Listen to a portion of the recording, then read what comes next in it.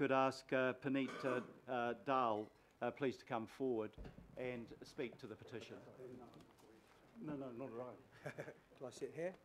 Yes, okay. Wherever you're comfortable there. All right, thank you, sir. So the normal process, Puneet, is that you've got 5 minutes, and if there is a question afterwards, we can take maybe 1 or 2 questions if need be.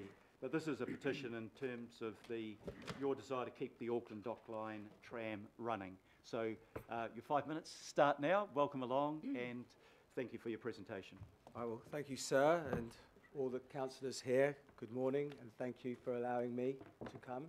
My name is Puneet Dal, and I'm just an ordinary person, a citizen, and I represent a movement called Keep the Auckland Dock Line Tram Running, which has 800 supporters now, to keep this tram running.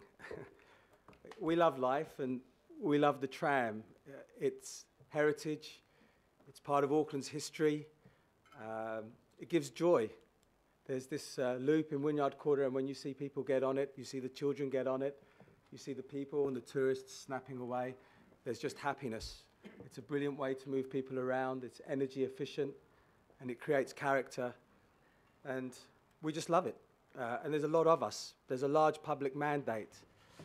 Unfortunately, since 2013, this beautiful tram has only run for 6 months, and we're very upset about that. And we wanted to find out why. And in fact, recently it's become even further decommissioned. And these are the points that we'd like to try to raise in order to try to get your help to keep the Auckland Dock Line tram running, which we love so dearly. We have been working with Panuku and the lovely people there, and we've been trying to find a solution with them. And we think that they have a fundamental dilemma in how they operate. We believe that one of their missions is to maximise their return on investment, which is brilliant. More money for the people. They also have a mission to serve the public interest, which is brilliant. It's what we want. The difficulty is that they need to balance both of those interests with the narrower interests of private clients who give them top dollar for the kind of deals that they're trying to create. And we recognise that this creates difficulty. We don't think it's wrong. We see the difficulty. And we believe that in the case of the tram, where several years ago 8 metres of track were taken out and the overhead lines were taken out, and then last week the track fan which connects the tram shed to the road was taken out. And what happened was the tram shed and the track fan, in an agreement in 2014, it was agreed between Panuku and a private developer called Willis Bond to build luxury apartments on this site. And we believe that covertly there was an initiative to really lead to the demise of the tram. And that's our problem. We think that the balance simply got lost. And it's what we told Panuku yesterday. We think that Willis Bond's interests were trumped over those of the tram in order to achieve the best possible deal, which is one of the things that they've been asked to do. They didn't do anything wrong. But they made a judgment call in that deal to remove the tram, and the problem was they made that in a vacuum and without telling Joe Public. And that's the point where we think that maybe the law was broken. At that point, the tram became a dead duck, we believe, inside the Panuku organisation. But, as I said, Joe Public had no idea or awareness of that. All councillors for that. We have a public mandate to have this tram running. Also, the Waitemata board is behind us. Also, the governing body member for Waitemata and Gulf. And we really want to get the full loop operational again with your support. And we really won't rest until that's the case. We've also got Right Honourable Nikki Kay working with us on this, and we want a solution from Panuku Board. And that solution is along these lines, and we would really like your help to write to them and to talk to them on our behalf as a citizens' movement. And we're quite happy to meet you, Mr Mayor, our citizens' movement as well after this. We'd like to revisit the 2014 agreement between Willis Bond and Panuku, and we'd like to allocate the appropriate funds to provide for the Auckland Dockline tram to continue operation and to derive compensation funds from Auckland Transport for tram suspension during works. We just want to rebalance where the balance was lost. We just want a firm date. We don't want vagueness, which is what we're getting, because we love Wynyard Quarter, and yes, the development there is going at quite a pace. But what we ask is, we just want a firm date when the full loop can be operational again. We suggest Monday the 20th of January 2019 for the tram loop to be fully reinstated and the tram to work weekends following this date. And we ask you to then have the tram fully operational as soon as possible after that. And possibly, if Panuku don't want to run the asset, we have got 800 people with very, very talented people in our movement. Engineers, businessmen, architects. We were considering perhaps the asset could be handed back to our movement. And we will establish a tram czar and a bona fide 5-year business plan and report directly to you, the councillors and the mayor. We want your help to keep this beautiful heritage tram running. Please help us. Thank you, sir. Thank you very much, Puneet. We now have the opportunity for any questions from councillors. I think because the matter hasn't been before council before, and thank you for bringing it here today, the motion that I propose to put will be to refer the petition to both Panuku and Auckland Transport. And I think I heard you say you've met with Panuku. Yes, today? Several times, and yeah. Auckland Transport. I think the one thing I think we could ask for you is if you could believe in the right for the tram to exist and for the full loop to be reinstated, and to write to both Panuku and Auckland Transport with that message. Waitemata Board has done so. I think what you've given us today is a number of options that I think would be quite interesting to explore, including your own group and how they might contribute. My understanding is that operational funding has been set aside in the long-term plan, but not the capital funding that will be needed to replace where we actually house the tram when that land is utilised for other purposes. So there will be some CapEx implications, and we would therefore need to see a business case. But in the first instance, a report to this council, obviously from Panuku and Auckland Transport, would be worthwhile. I've got a couple of questions that have been signalled. Councillor Walker. I've got a question. I've been certainly unaware as a councillor of a number of points that you've made. Is there some documentation that you could leave us that could be tabled as I have part of your got presentation? over 100 pieces of documents of correspondence and evidence that I've been collating over the last few months, and I'm quite happy to meet with you privately to share that evidence with you. Yes. How about is there any documentation you could table that might be included as part of the minutes of this meeting? In terms of what, the right to exist or the right? Just covering off the points that you've made here. Yeah, I mean, if we look at this, for example, if you look at the point, what happened in the 2014 agreement between Willis Bond and Panuku, that's all covered by the Official Secrets Act. So I can't give you that agreement, but what we do know is that the chairman of Panuku told us that there was a legal obligation to remove the tracks, and that obligation was made with Willis Bond. So the chairman told us that. He's here right now, actually.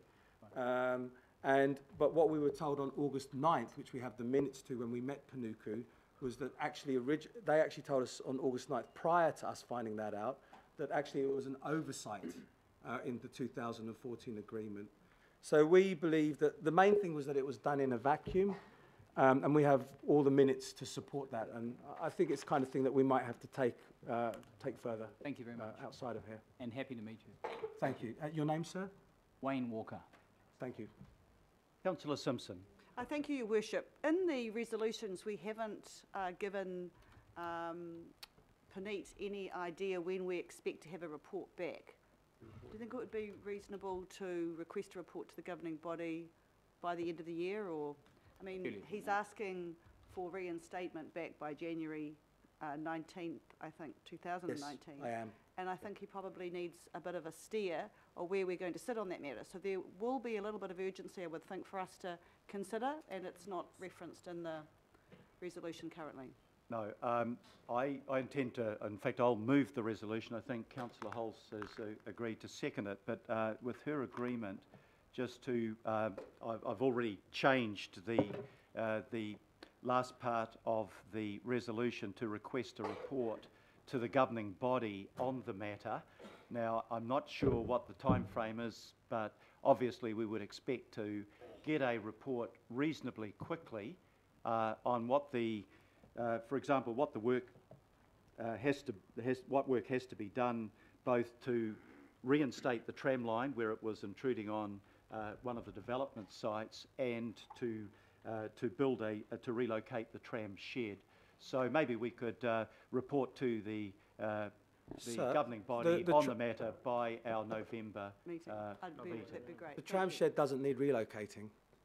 well, sorry, we won't. right. That's what I'm told. Okay, but, okay. Once we've got the report, Understood. and that will incorporate the advice that you've Understood. given to Panuku and Auckland Transport, councillors will have a better idea of what the situation is and what Yes. the financial implications would be. Absolutely. I think all of us emotionally are sympathetic to the tramline running. Fantastic. That's great to hear. We've got, Friendship loves but we have to, as always, when we are expending ratepayer money, we've got to have a business case to know. Sir, we can make what you money. commitments I we're can do making. business. We've got tram engineers. We can make you really good money on this thing, especially with the America's Cup coming on. Those tram drivers, they know that area. They love that area. You see the buses go in Wynyard Quarter, empty, empty, empty, fuel coming off. And I can make this thing brilliant for you, sir. I think we're impressed with your enthusiasm and the homework that you've done. And San Francisco will be nothing after I finish. Let's make sure Okay, that all right, thank you, sir. the CCOs that we refer this to Yeah. take on board your messages and report back to us. Great. I'm sorry? Just a quick question. Oh, yeah, Deputy Mayor Cashmore. Sorry, love your enthusiasm as well. Thank you. Just as your group of your 800 members, you're an incorporated society? Under the Act? No, we have a core 20. This thing has just spurned in the last few months.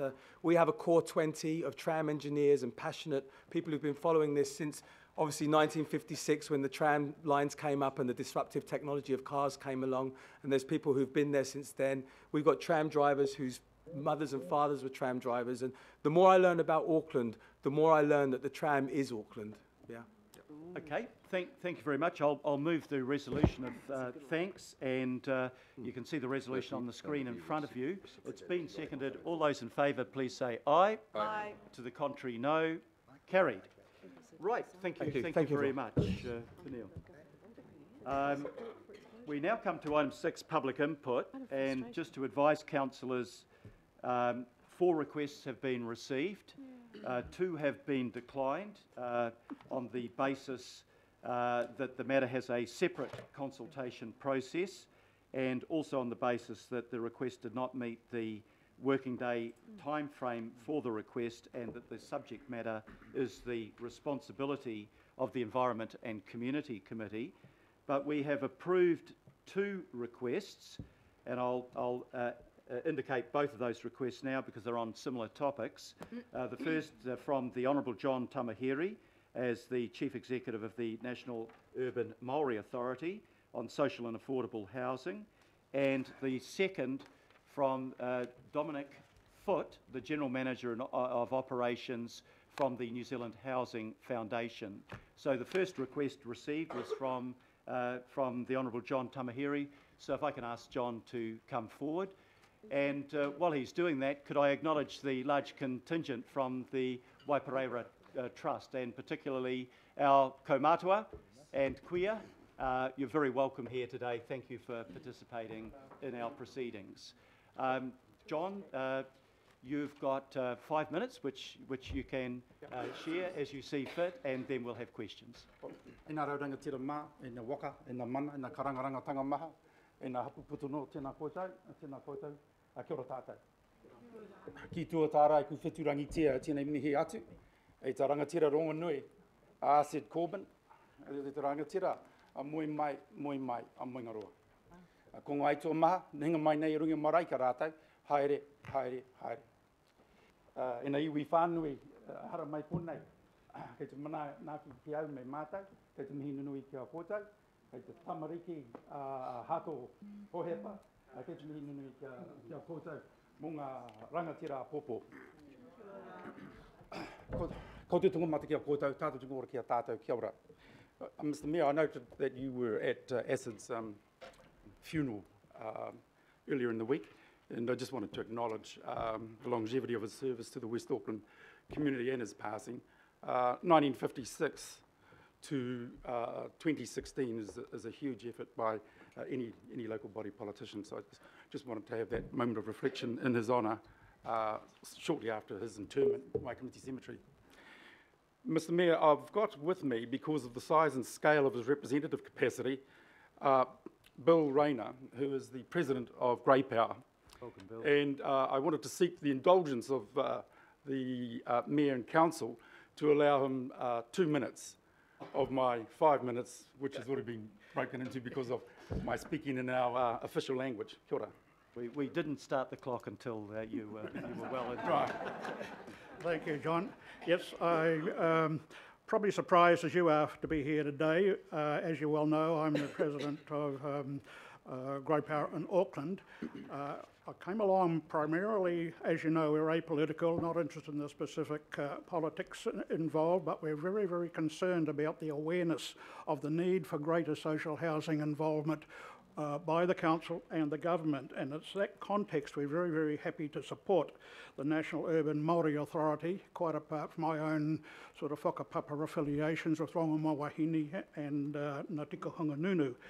And it's quite important in the context of our city at the moment. We've been talking to the Salvation Army. There's a tsunami of problems coming forward in the senior community of people needing housing. And our specific concern is the fact that we put submissions to council. As you're probably some of you are aware, we've been working with council for 18 months in the transition of the pensioner court process to Hamaru, which Panuku's involved with. And our concern, our prime concern, is the fact that as part of that process, that the council and Panuku are selling off land of the existing pensioner court sites to finance the development or renewal of those sites. And our fundamental policy is that no council-owned land that's occupied by pensioner court should be sold at all. It should be retained for the development of further pensioner housing and social housing in general. Also, we were sort of very concerned about the rigidity of the instructions that Panuku have, not only in social housing, but across the community in general about the disposing of council property. They're creating great difficulties in the community, and it's quite important that both these issues be addressed by council. Thank you, Bill.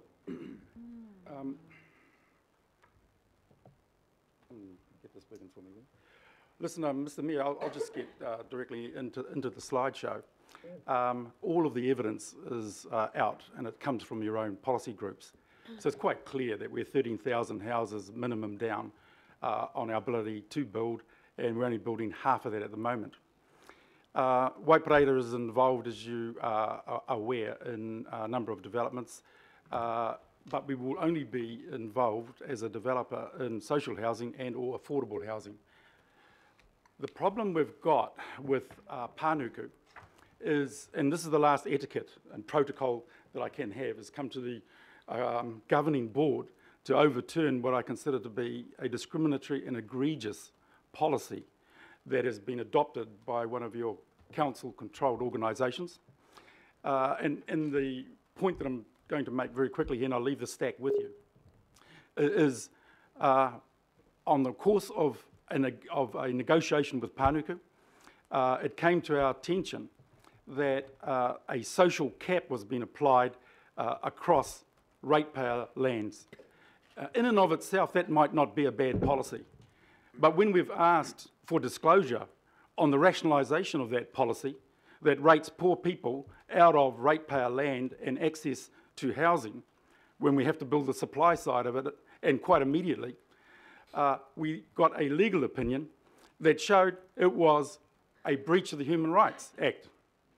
We placed that opinion before Panuku and asked them to provide us with their challenging brief, which is standard business commercial practice. The answer from this arrogant outfit is get lost. We then petitioned a board member, same answer. We then met with the mayor and others, provided that 4 weeks ago, that legal opinion, to say You cannot get us to sign a development agreement if you're on notice that it's breach of the law. And why do we have to come down here and speak such strong terms against one another when just civil treatment of citizens of the city is required? So quite clearly, So quite clearly, I'll just flick through this. Here's the numbers. They're outrageous. There's the average yearly rent in Auckland, $520, and that's net per week. Average income of Auckland is $58,000. Councillor Darby will know quite clearly, you ain't going to get nowhere. This city has to support central government's desire to build social houses, and you sit on some of the most largest and strategic parcels of that land in the city. There's the affordability. You know, 60% of Pacific Islanders have to rent. 55% of Māori have to rent solely because of their incomes. Now, what are we dealing with? Pānuka, $1 billion operating unit of the council. I reiterate its strategic land holdings. You know, over the last 10 years, it's delivered the worst performance of any like property company on return on investment to ratepayers. That's a fact. And now it goes and caps housing on land that disaffects and prejudices our elderly. That's why Grey Power's here, not political, just on the elderly's rights. Beneficiaries and low-income earners under $80,000. And if the average income's 59, you've just rated a heap of Aucklanders out of an ability to get on a reasonable housing journey. Let's look at the development that we're working on up close and personal. Old Papatoetoe, 11% social housing. Mangere is 45%. In a conversation with you, Mr. Mayor, you indicated you grew up in Papatoetoe and you don't want another Mangere, another Otara. They wouldn't see it that way. They don't look at Mangere and Otara as a slum. Now let's have a look at the rich and how they get rated. Or where's your social cap on the rich? There's 63 prime hectares sitting in the middle of Remuera. Why don't we put social houses there? And if you want a mixed community, put the poor in a rich area rather than rate the poor out of the poor areas. So that's our joint venture. That's the units we've built. That's our background. So we're appealing to this full council committee as a governing board to retake the city, seize back control of it from these people. Look, even Auckland Transport comes out with a 30K in the CBD. Where the hell did that come from? It's just, you're just out of control here. So we're looking at ethics and values. Okay? And we've gone through every etiquette. We've knocked on every door, and this is the final door today before we have to litigate, and our people have to spend money to fight the ratepayer checkbook. That's the arrogance of it. We've got they grind people down. So basically, this is the punchline. We were asked to keep quiet over this breach of the law because most developers do. They just want the money. We were asked not to contest this prejudice and discrimination. These legal opinions and everything have been put before you. Now, this governing board is either receiving filtered information or it has been kept in the dark. Now, you cannot sit around this board table and accept notice that your policy is illegal and not get some court to actually give you a stare on it. And all we wanted was, by consent, a declaratory judgment. We didn't need the press, but this is what you've got to do. And I've got to say to all the citizens in this city, stand up. If we look the other way, you become Mexico City, not Auckland City. And so there are the three issues we want sorted. Take back control of the city. And it's you, politically accountable, that set social caps. Not some bureaucrat down the road here, overpaid, underperforming. And Mr. Mayor, I'm wanting to put on the minute that I'd like speaking space on March 29, where I come back and thank you very much for overturning this egregious policy. Thank you for that contribution. We gave you twice as long as I'm supposed to give you. Just before we go to questions from councillors, it was my intention after public input just to acknowledge the passing of the late Acid Corbin. I had the privilege of speaking at his funeral and was there together with councillors Cooper and Hulse. But to acknowledge a man, the first New Zealand-born grandson of migrants from Lebanon that set up our first commercial vineyard in New Zealand, among other things, at Mount Lebanon.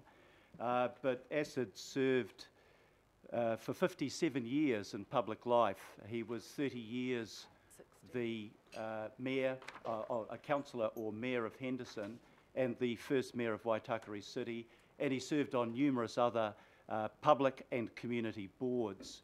So I think, given his passing, it may be appropriate if we just take a minute to stand in memory of the late Acid Corbin.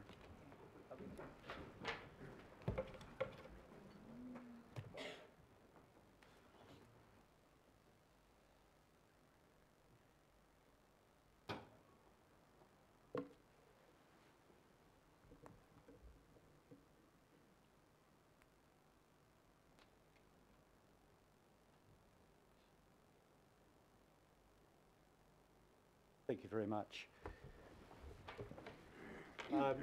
We now have the opportunity for councillors to ask questions, so I'm happy to receive calls from councillors. Councillor Sayer, I'll see you first. Yeah, thank you, Mr. Mayor, and thank you, gentlemen, for your presentation.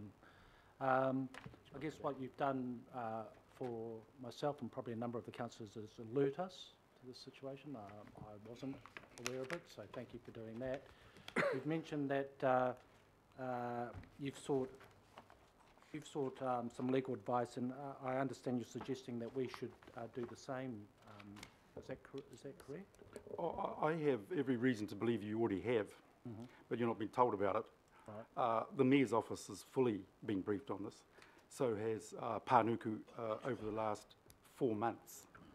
Okay, thank you. I guess just as a reflection on that, it might be appropriate, Your Worship, if something might be included by yourself in the minutes there along those lines, if we should be getting some sort of report back to us, Your Worship. Happy to organise that. Thank you. Right, Councillor Watson.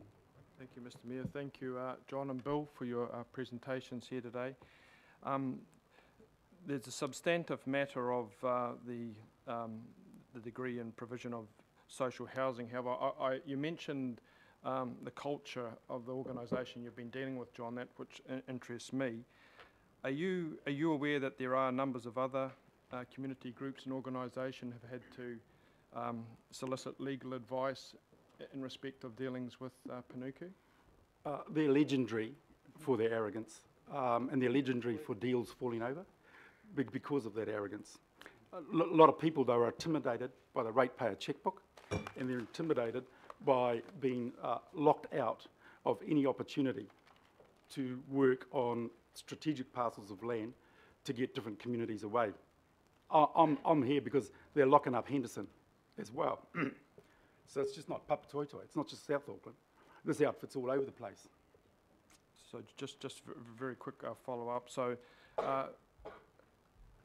over and above the constraints that the last speaker talked about, you're actually referring to something that goes to the actual culture of organisation.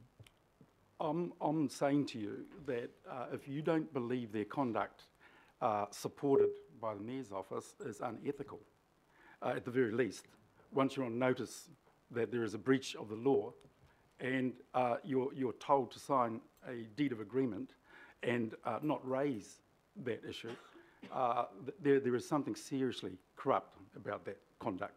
They need to be sorted out.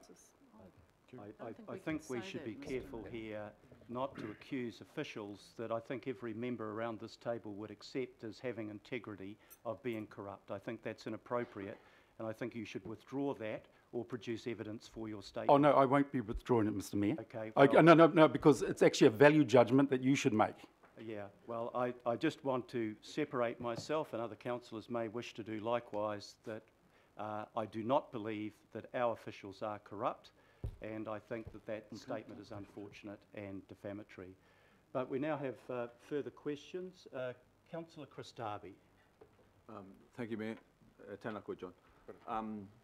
And just look at the outset, if I could just say the part of this question of yours about the social housing mix that has come to me and the Mayor, and we've asked Panuku to come to us in a Planning Committee workshop. I think it's late October, for the Planning Committee, governing body that is, to consider the social housing mix policy, and ultimately it will be this group that decides on that policy, and we'll be considering that soon. So just in terms of your interest, it dates back quite a way. It goes back over a year, doesn't it? Yep.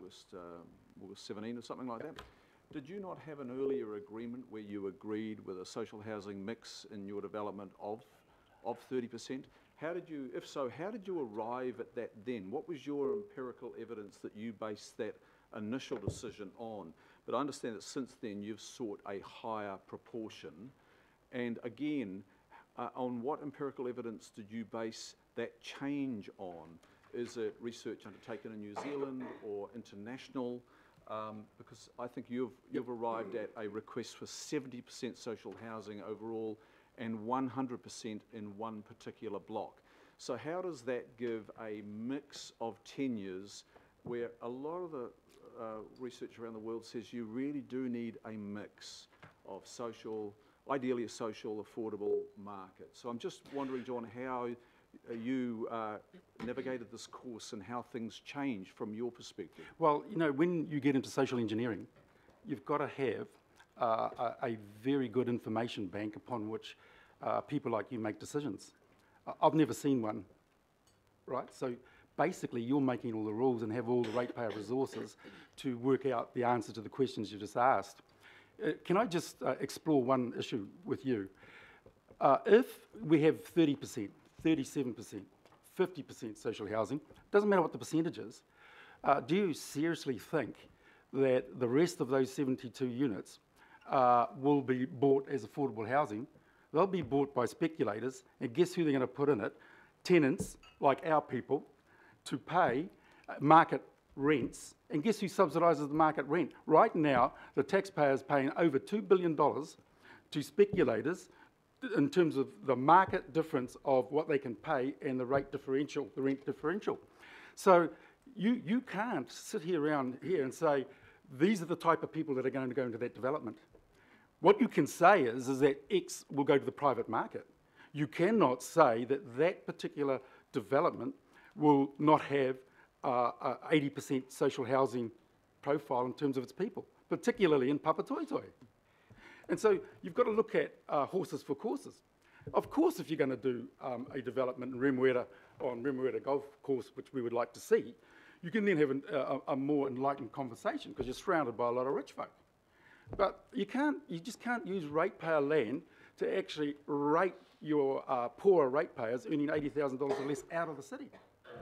You've got an obligation here, and therefore the policy that you're going to apply is going to have to be well considered, because it will be discriminatory.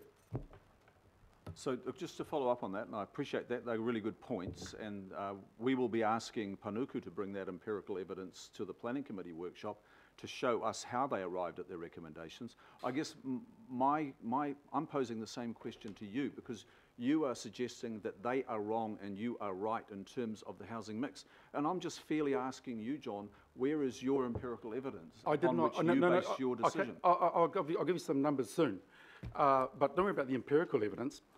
Your Panuku has applied the social housing cap. It hasn't got any evidence. Correct. So on what evidence did this council allow this runaway organisation to apply a cap in the first place? They're not sociologists. They're not social workers. They're I don't know what they are really, but the point is They do not and cannot provide the evidence. And that's one of the reasons why the legal opinion is so strong in regard to discrimination against elderly, against people earning under $80,000 and against beneficiaries. And so we all would like a nirvana, but you, me, and people of our age like the Mayor, we all come out of state housing areas. I was in Point Chev. It doesn't look like a state housing area now, and Mount Albert. That's why the rugby league clubs were so strong there. So look, the point I'm just trying to say to you is if you know your communities, you'll know that we all got a shot, okay? And I think that the poor in this city deserve a shot. That's all I'm here for. That's my empirical evidence. They're underhoused. They're in garages. And so you stand by your request for a 100% single tenure of the apartment development, Block C, and 70%? No. Well, we can live with 30% or 37% if it's legal. You've got to listen very carefully to the presentation that I put before you. I shouldn't be here. If Pānuku had just exchanged legal briefs, if they had accepted that we should go for a declaratory judgment by consent, I wouldn't be wasting your time or our people's time. I wouldn't be wasting money on, in 8 weeks' time, if this governing board doesn't overturn this policy, regardless of what you bring in, we're going to court to test it ourselves. Okay, so you've got 8 weeks. Cheers. Thank you. Councillor Collins. Thank you, Mayor, and I'm happy to move the vote of thanks at the completion of this discussion. Kia ora matua, tēnā kōrua. Thanks for the presentation. Just in leading up to my question, I was chair of the Otara Papatoetoe local board at the time we discussed the development, one of the developments that you're referring to, and I might say that it was a concern of the board at the time that they felt that they were being pushed into a corner for this type of mix. Because obviously, granted the backgrounds we all had, we wanted to see an increase in state and social housing provision. Just 2 questions. Would you be willing to make your legal opinion that you've collected from yourselves available to those of us who haven't seen that legal opinion, so that I can, because I haven't got a copy of it. Look, I think that you've been in the dark this long, after Pānuku has had this legal opinion for over 4 months, is a disgrace. You're supposed to be here controlling the city and making all the right decisions, and you haven't been alerted to the fact that council policy could be in breach of the Human Rights Act. That's not on. That's the C word again. Thank you. And my second question, having been someone who grew up in Otara on Preston Road in a state house for about 20 years, I'm interested in just a bit more of your exploration around how you believe that a 70% or 100% provision of social state housing and the development, well, would be social housing, affordable housing. Actually, I'm interested in the notion of affordable as well, but how that will serve the community. Granted, it's a community that's is resilient, granted their challenges at the moment. Well, look, I don't have all of the answers, but what I will say to you is that the housing shortage is so bad and so poor in Auckland. We've got a human tidal wave washing through, and they're in grave difficulty. It's not for me to determine where poor people should live.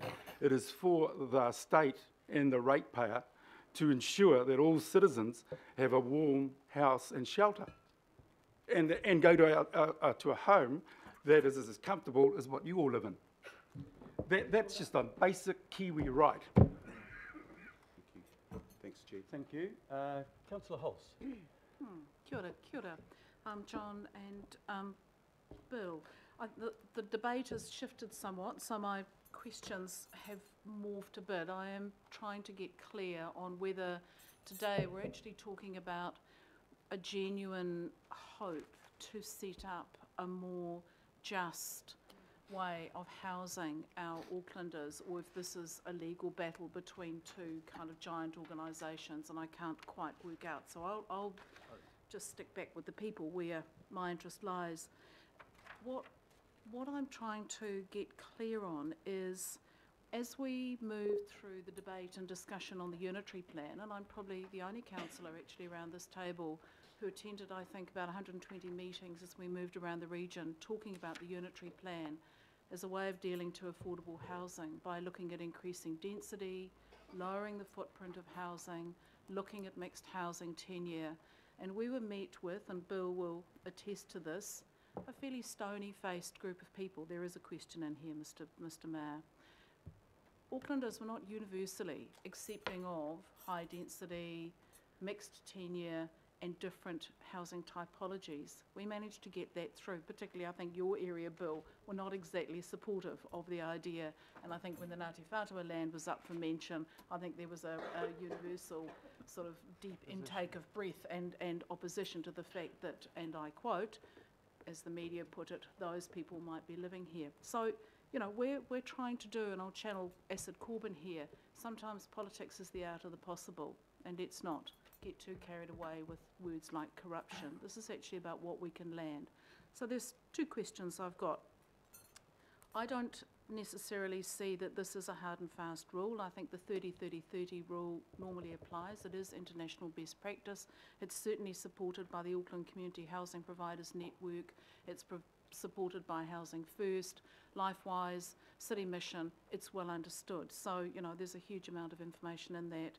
My question is, when you look at what people ask for, blind tenure is pretty important to a lot of people. They don't want to stick out like a sore thumb and be unwanted in their communities. So if we do have 100% provision of social housing in an area, what are the plans for the retention of support for those communities? Who will pay? Has the discussion in Old Papatoetoe or in other areas, has that discussion been had with government about who will pay?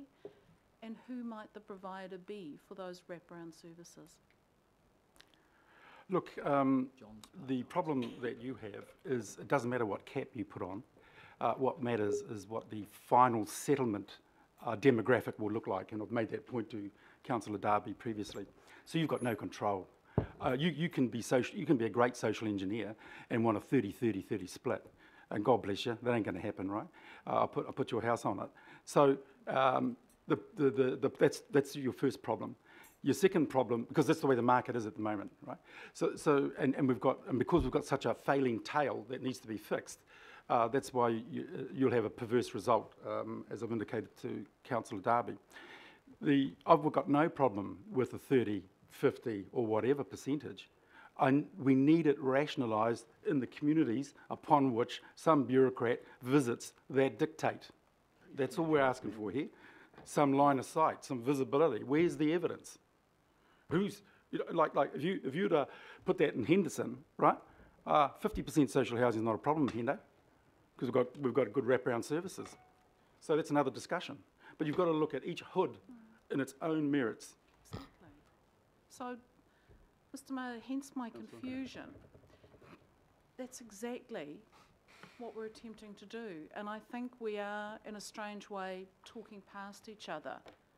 The Auckland Council, like no other council, has endeavoured to grapple with the affordable housing and the homeless issue, the people living in cars. You know, you, Linda, and I from West Auckland, we know who's living in garages, we know who's living in cars, and we know where those places are. This is not an issue we take lightly.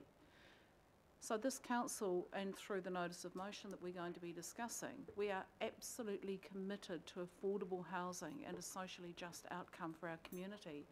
However, battling over sort of semantics and throwing words like corruption around, Mr. Mayor, I think is getting us nowhere. So my second question is, if we agree with each other that we want to find the best mix for communities, rather than battling communities head on, we're not going to get 100% housing, social housing landing in Devonport. We will get it in Hendo, because Hendo is a good place, and that's where most of us come from those kind of backgrounds.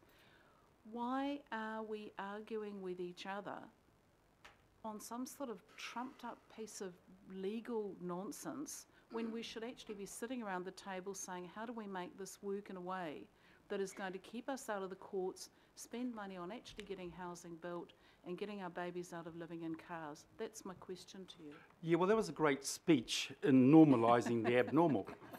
Mr. Right? Chair, And, Mr. Chair, can I? so, I you know, just, yeah, if it- that's it is- vintage it- Tamaheri. it is- Attack the person, it is- don't answer no, the no, it is question. Can abnormal. you just answer the Point question? of Sorry, order, Mr. order. Chair. Can I just, there's been a question given, Yeah. and I think we should Answer now it. listen to the answer. Yeah, well, Thank you well, for your well, Address the question, I've please. just tried to, because this is taking quite some time, Mr. Mayor, but I've just tried to answer the question. If you normalise abnormal conduct, you then make it the status quo. And then everybody believes that's the way we should conduct ourselves. There's no such thing as a trumped up legal opinion, Councillor Holtz. No such thing. You've had it for 2 months nearly, right? You did nothing. So all I'm just trying to say to you is I'm here now because I've got to talk to the board, the governing board, as a committee of the full board of the city. So going to you with that legal opinion that went nowhere. And I regret that. And it's not trumped up, because if it was trumped up, this city, with all its money and all its lawyers and all its QCs, would have had an alternative opinion to hand over to us. And I wouldn't have been here if it was such a compelling piece of an opinion. I wouldn't be here. I guess the court will determine that in the end. Councillor Fletcher. Oh, thank you. I've got 3 quick questions, and I really want to bring them back to process rather than the specific issue that you have brought before us.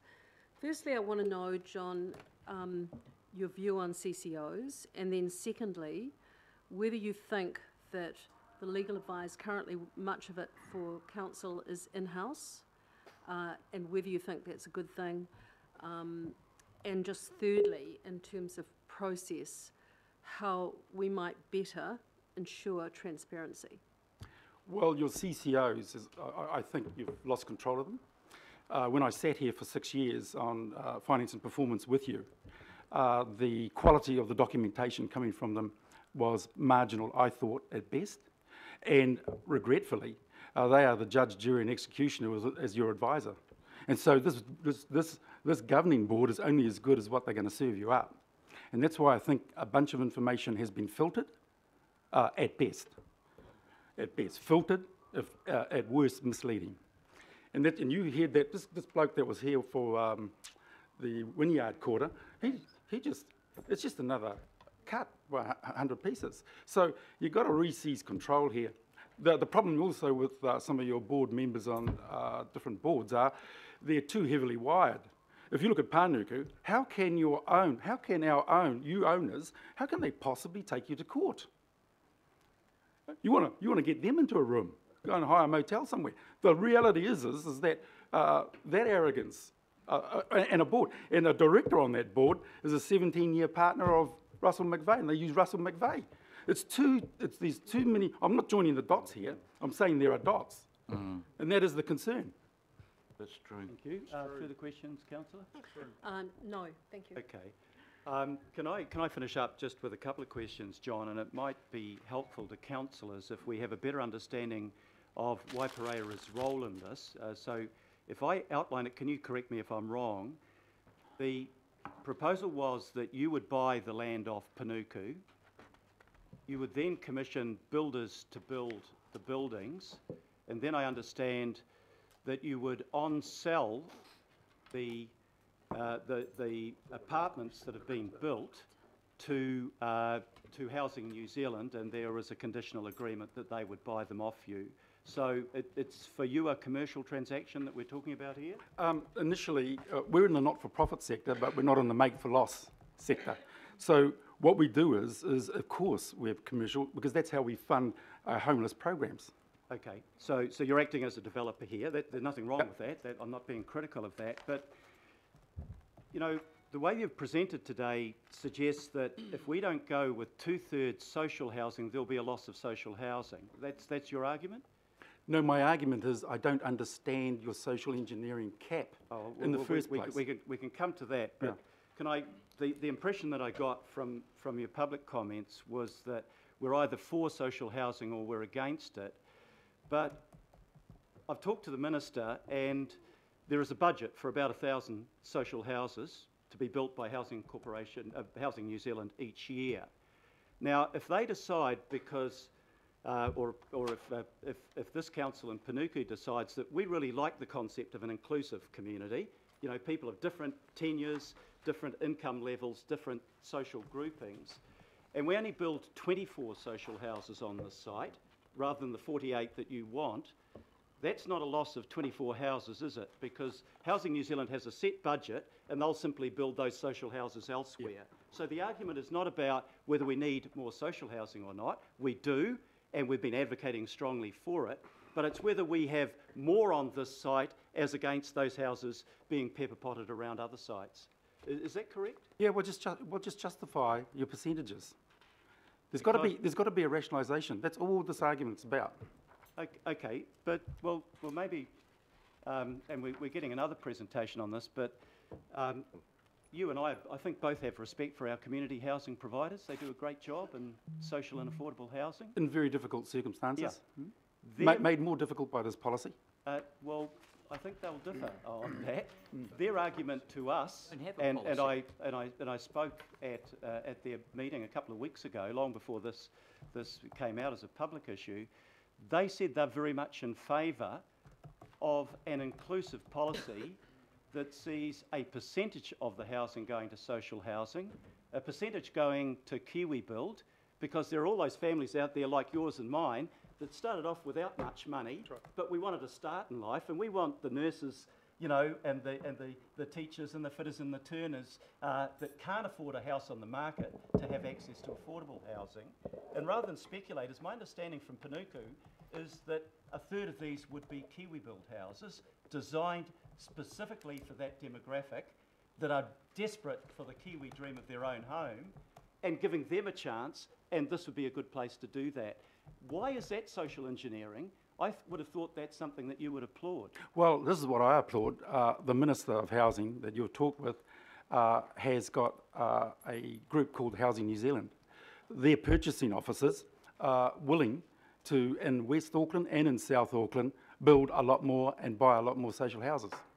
Right? And so you've got a central government agency that's got the checkbook to buy these things, and then you've got a ratepayer agency that says we've got a social engineering policy that trumps social housing in these areas. That's as simple as that. The thing I find amusing, I guess, is social engineering was always an accusation by the right wing against the left wing for trying to get good social outcomes, and I think that's what Housing New Zealand, in their communication to me, they say they like the concept of a third, a third, a third. But anyway, look, thank you very much for your presentation today. It's been moved. I'm sorry, I've since had further questions, so let's go to the other questions. Councillor Josephine Bartley. Oh, thank you, Mr. Mayor, and through you. Thank you for your presentations.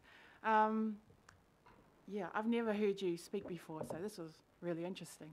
I looked up your legal opinion on the media site. I haven't received it in my inbox, so I just wanted to know, does that, are you saying that applies to not just ratepayer land, but also taxpayer land, like a public land?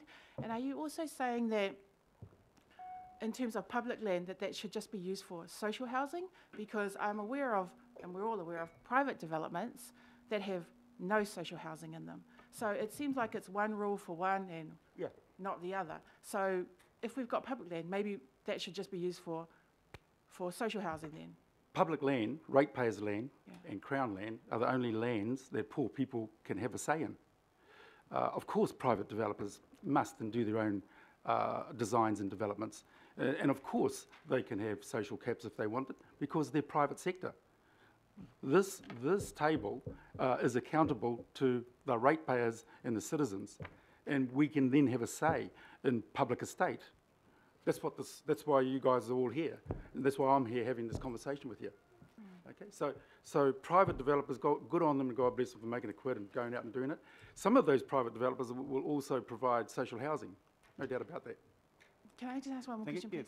Yeah, so what is your response? Because, you know, I grew up in Mangere, but I'm living in Tamaki, and we've got the Tamaki Regeneration Project happening there. Now, their response to us about these one-third, was because the market houses will help them fund to build more social housing. In reality, we have a lot of million-dollar properties that our community that lives there can't afford to live in. So what is your response where they say it's about economics? Tamaki Regeneration is another stroke of injustice because it decanted communities that were embedded and had been there for generations. When you decant a community, international experience shows that, because we haven't done large numbers of that until this, shows that 85% of people cannot and do not return as soon as you've decanted them. So what you've done is that you've just wiped out generations of that neighbourhood, and as you get the creep from Kohimaramara and St John's across, what you've done then is just gentrified GI and kicked everybody out in a nice way. Beautiful. Great, thank you. Deputy Mayor Cashmore. Thanks, Mr Mayor. JT and Bill, thanks for your presentation. I actually don't think we're disagreeing with one another too much. This is about provision of housing. And this is a 25-year problem. This hasn't just arrived in the past 6 years. This has been building for a long, long time. And the solution, John and Bill, and I'd like your opinion on this, is the social side, so that third for social, a third affordable, a third for mixed. Building a community is probably the most important part of it, but also to enable the financial structure to actually use that as a catalyst to do more of it. So whether you have 100% or a 30% in any one development is a moot point. The point is the number of actual social houses being delivered over numerous developments in a year, and if it's 1,000 or 1,500, that's the key aim for both of us, is it not? Yep. So I think we're not in disagreement at all here, Mr Mayor. We are saying the same thing. It is not about a cap. It is about delivering more houses in each different development and through an intensified model. So I think we're actually on a similar page. That's the point. So you're nodding, so you're agreeing with, yeah. Thank you. Thank you. And last question is Councillor Clow. Yeah, thank you, Bill, and thank you, John. John, you used the terminology that Panuku are locking up 7 properties in Henderson, which is ironic because it's an unlocked category and they're supposed to be unlocking it. So are we down, the essence is, just for simplicity so we all understand, is it's because they are putting a cap and saying, almost a covenant on it, and saying, yeah, we'll sell it to you, but you can only do this. Therefore, that's the restriction. Is that the essence of it? Yep. And the second thing is, can I comment on the Manson development in Glen Eden? I mean, is that a model that you think is damn good? Yeah, of course, it's an outstanding model. But Manson Foundation took a hit in the pocket to be that benevolent, and not many developers are. And they're going to do the same in Avondale as well. Great. Thank you very much. Well, it's been moved and seconded that we receive your submission, and thank you for your attendance, both John and Bill. All those in favour, please say aye. Aye. Aye. To the contrary, no. Carried. Now, the next presentation in the public...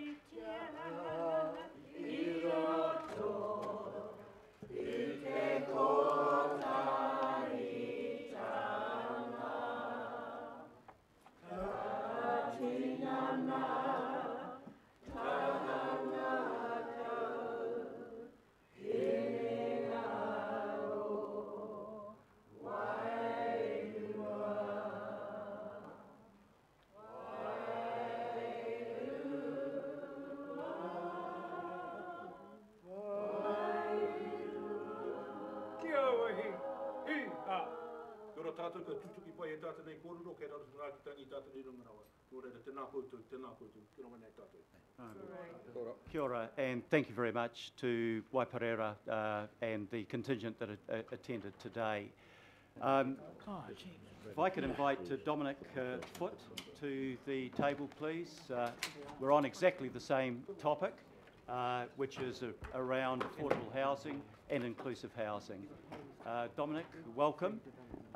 You're appearing today, you're a member of the New Zealand Housing Foundation, but you are appearing on behalf, I think, of community housing providers. That's correct. 5 minutes and then questions to you as well. Thank you. Kia ora koutou. I'm Dominic Foot, General Manager of the New Zealand Housing Foundation. I'm here representing the Auckland Community Housing Network providers.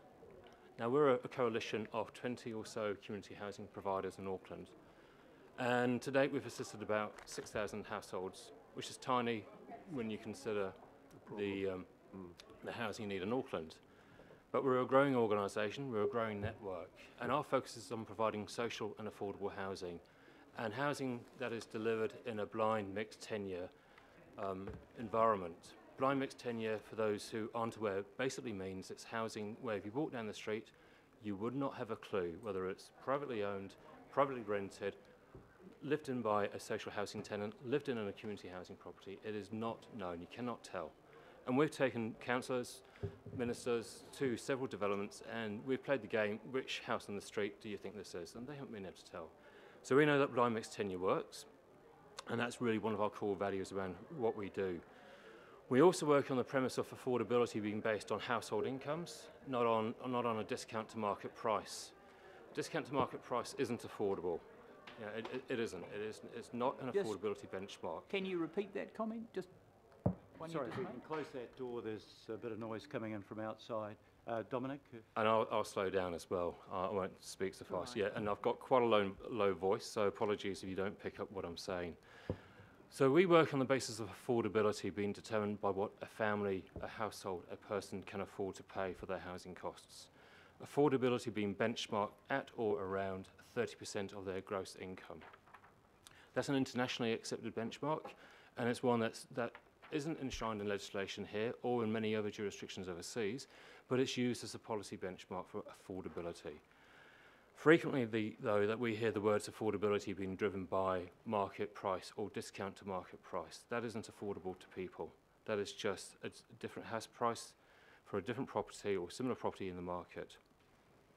So we work on the basis of affordability in creating communities through blind mixed tenure and offering households a range of tenures. The focus for the Housing Foundation, community housing providers, both in Auckland and across the country, is that there's a concern that we're starting to get now where we're seeing high concentrations of housing being delivered that is of one tenure. Traditionally, one tenure usually means it's privately owned. But what we're starting to see now is high concentrations of just social housing being delivered and then being balanced by expensive, high-price, open market housing. The consequence of delivering housing like that means that people who live in that existing community, if they're too rich rather to be in social housing and too poor to afford the new housing, are excluded. They move. They are forcibly moved out to areas where there is higher levels or greater levels of affordability. They become marginalised, and those areas become marginalised.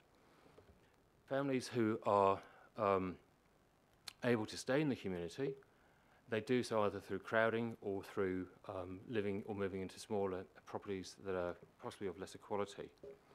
So we do have concerns about high concentrations. We work as an organisation and as a network and collectively across the country on working on a balance of housing tenure spread through a new development or spread through a community. Achieving that balance isn't sort of a wet finger in the air approach. It's not a rule of thumb. You've got to get in and know the community. You've got to get in and understand the housing needs.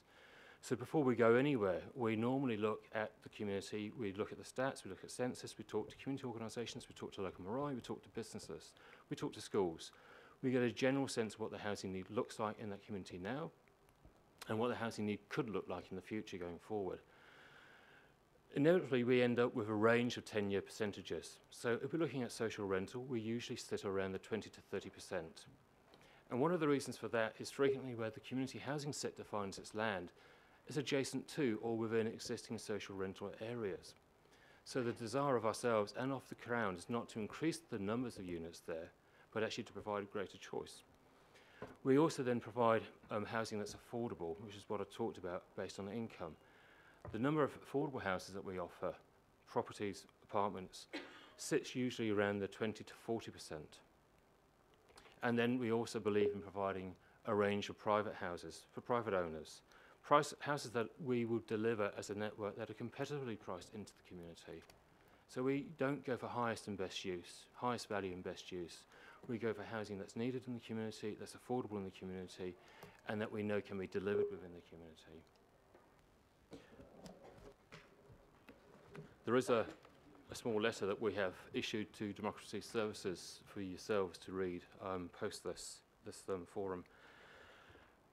There are initiatives currently underway that will address some level of affordability, and Kiwi Build is one of them, and we support Kiwi Build. We support anything that adds to the housing supply in Auckland and nationally. But if you look at the work that the chief economist for Auckland did, it really only will support and assist households who are on $100,000 or more. Yeah. So I think the chief economist said that a household that can raise a 20% deposit on a $649,000 property, so that's $130,000 of deposit, will still need $110,000 of income to service a mortgage. Now, as a result of that work, several reports have come out that indicate there's about 200,000, well, maybe up to 200,000 households in Auckland that are not going to benefit from Kiwi Build, cannot afford to stay in the open market, and are too wealthy to be in the social rental market. That's the sector that we're dealing with. That's the sector that we're supporting. That's the sector that we want to see increased housing supply going into. But it's also the sector that currently the Crown has little appetite and it's got no policy development in that area.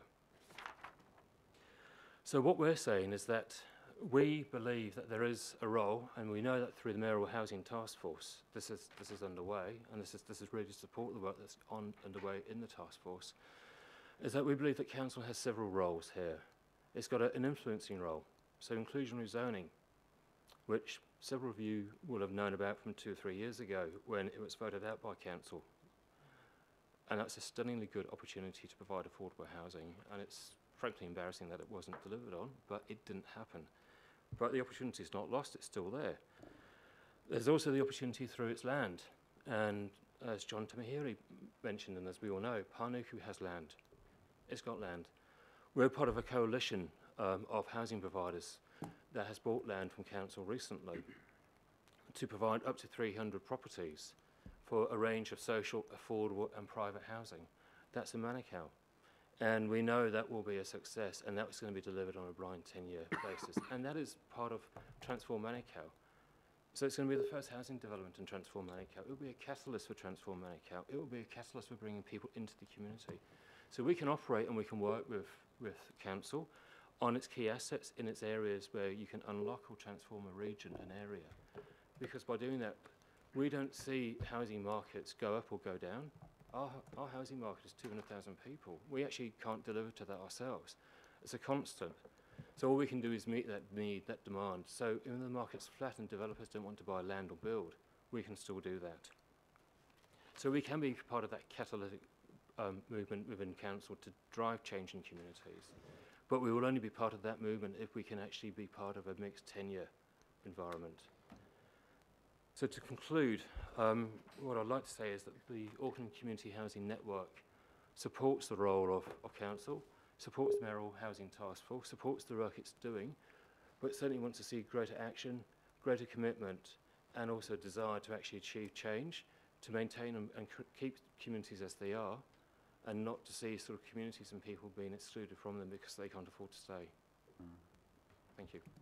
Dominic? Thank you very much, Dominic. I think that was a very helpful contribution, both to the discussion we've just had and the discussion we're going to have on Councillor Casey's notice of motion. It addresses, you're nicely positioned between the two discussions. I'm happy to move the motion of thanks, seconded by Councillor Casey, and we'll take some questions. Councillor Cooper. Thank you. And I mean, it's such a shame that the media and the audience haven't stayed to hear another view, unfortunately. Thank you. My question is a little bit, it's actually Councillor Hulse's question from earlier that wasn't answered. I know my experience of blind mixed tenure is in my own community, and I've just last week been, this is to preface the question, Vision West do a lot of work in this area, and as one of your members of the Housing Alliance, you know, they just opened five homes, dwellings, and a beautiful terrace in a mixed Ngāti Whātua Fletcher development in Massey. And here's 7 people who have intellectual disability and some physical disability getting their first home for themselves. But they're provided with wraparound care, and it's tailored to each couple or person. So I guess that's, for me, is that what's your view around, you know, if you've got often people that might have come off drug programs, they might have alcohol problems, they're often single men that have come out of prison. whole lot of things like this, which we need to have homes for these people. What's your view around the level of pastoral care they need or wraparound care in terms of that? Can people just be left in huge developments to their own devices if they need support? You know, they're not getting it. What are the outcomes if we don't do that? So the evidence is clear. It's not just research evidence, it's clear by what you see in communities. People who are now coming through, certainly into social housing, are coming through with far more complex and higher levels of need than ever before. The focus of social housing is rightly on those most in need. And that is usually first to get the house, to get the shelter, to get the roof over their head. But beyond that, they do need that level of support, that care. And that care is always tailored, it's personalised, it's individual. Without it, all our providers that are part of the network, Vision West, Accessible, Monty, Court and the others, they know that if that care isn't provided, the family, the person, the household is not going to cope, is not going to stay in the home and is likely to leave. So it's incredibly important. So just last question, thank you. So following on from that, so I think probably the answer is how well do Housing New Zealand do that? I mean, this is not to be pejorative, but just, you know, if it's just all sold to Housing New Zealand, how does that work out for people? So I take the long-term view on this. So you can tell I'm English, I'm from the UK. The Crown there doesn't own housing, it's predominantly owned by housing associations. So the political influence is removed. And the problem that Housing New Zealand has and I know a lot of people there, I've got good friends, and they are absolutely brilliant in their job. Government policy changes. Doesn't matter, it's a fact, it changes. And when it changes, and money changes. Operational costs get changed, they go up or go down, but they get changed. As a consequence, the first thing that gets hit is the frontline costs, the frontline support that's needed. That's the problem. So if you take a long-term view, I don't doubt now that Housing New Zealand will go in there and do absolutely the right thing. They wouldn't do this without doing that. But whether they can be guaranteed to be doing that in 10 years or not, I don't know. I wouldn't put my money on it. But I'll put my money on a community housing provider doing that in 10 years. Thank you. Thank you very much. Councillor John Watson. Thank you, Mr. Mayor. Thank you, Dominic. Just a comment, or a question, I should say, about your comments on inclusionary zoning. You're aware, of course, that the hearings panel and the council accepted the view of the likes of Housing New Zealand that affordability best addressed through typologies and greater production. You're very much of the view, I take it, that the inclusionary zoning would have more effect than what we've seen thus far in terms of these range and supply of housing and addressing the affordability issue. Yeah, absolutely. We were in the bizarre situation of facing Housing New Zealand at the hearings panel. So I presented along with others around the reason why we should have affordable housing and why we should have inclusionary zoning. And Housing New Zealand took a different position. We, as the Housing Foundation, have benefited from inclusionary zoning through the special housing areas that were created. So we've built 40-odd houses for low-income households on land that was owned by Hugh Green and by other organised developers in Auckland. Without that SHAR requirement, we wouldn't be there. So, and we couldn't afford to be there either. But we are there. So we know that by reality and by absolute practice it works. So we do think it makes a difference. So that's a good question. The developer can adjust and it doesn't result in costs being spread elsewhere, as we were told during those hearings. Oh, the developer doesn't like it. I mean, but there's a degree of pragmatism. They got a higher level of density as a result of that. And when they got to, we know Hugh Green Group well now, and as when they got to understand how it worked, they actually saw two benefits coming through this. One was pre-sales. You know, they got pre-sales, and certainly in a diving market, that's good for them. And secondly, they knew that we were there looking after the families in there, because a lot of pre-sales to developers are often bought by investors, and they rent them out, and then the developer has difficulty on selling the land afterwards. So they actually saw some real benefits coming through, but financially, they wouldn't have reaped the benefits if it had all been privately owned. Great. Thank you. Deputy Mayor Cashmore. Well, thanks. Just three very quick questions, Dominic. I love hearing from people who are actually at the coalface, so thank you for that. Firstly, your inclusionary zoning would stay for the lifetime of the house? Well, yes. So in the Shire there are two provisions. We disagree with the first one, which limits it, time limits it to 3 years, because then there's actually an economic gain to the person who buys that. The other one is retained, and retained affordable housing, I think in Shire is for 50 years, and it has to be owned by a community housing provider. Yep. So, and that's the one that we support. Cool. The second point is the mixed housing model, the third, that you think creates good social outcomes in your experience?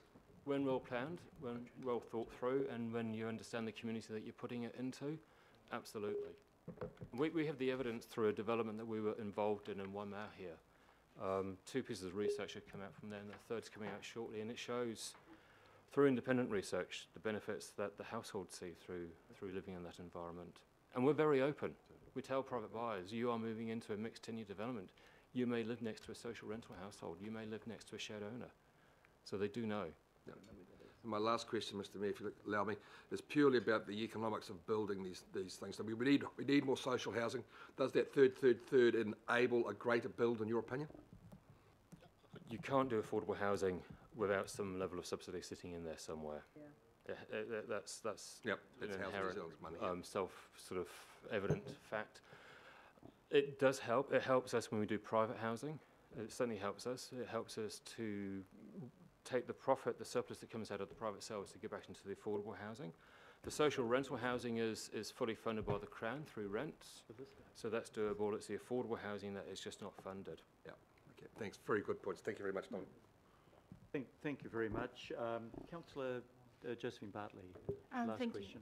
Thank you, Mr. Mayor, and through you. Thank you, Dominic. I think what you're saying is really valuable, and I do agree with Councillor Cooper that it's a pity the media are so shallow that they didn't stick around for it. Except Todd. Oh, except for Todd. Sorry, Todd. Of course. No pressure, Todd. It's going to be a good story. I want to pick up on your comments about the ones that we're seeing that are stuck in the middle. I see it in Tamaki. It's the ones that are working, that have been reassessed out of a state house, that can't afford private rental, so they have to move out to West Auckland and South Auckland to get something they can afford. Exactly right. What can we do? Is it that the government needs to start providing affordable rentals, not affordable housing, but affordable rentals, or what role does council have in that space? That is clearly the missing tenure in Tamaki, affordable rentals, and also assisted ownership, shared ownership, which is what we do. So we're actually building now in Tamaki, 70 odd houses, but we did the deal with TRC on the basis that we would do a third of them as affordable for our products, and we got that across the line. So we're doing almost 18 houses there, which is tiny for the need. The affordable housing, it can only really be provided on Crown land if the Crown is prepared to take a hit on the land, or is prepared to put some form of capital grant up front. But if it puts money into it, we always sign an agreement with the government that when that family moves on, or that house is purchased through shared ownership, that money is recycled back into that community again. It's never lost. It's always there for the purposes of affordable housing. But the government currently, I fully understand why, is focused on KiwiBuild and getting that initiative across the line. So in short, we need affordable rental, we need affordable housing. Because the same is going to happen over in Mangere with the development there, Onehunga, Oranga. Wherever HRC's got a development, they're going to have the same issue, because those families that are in those current state houses will be reassessed out. So it's not just a Tamaki issue, it is going to be Auckland-wide.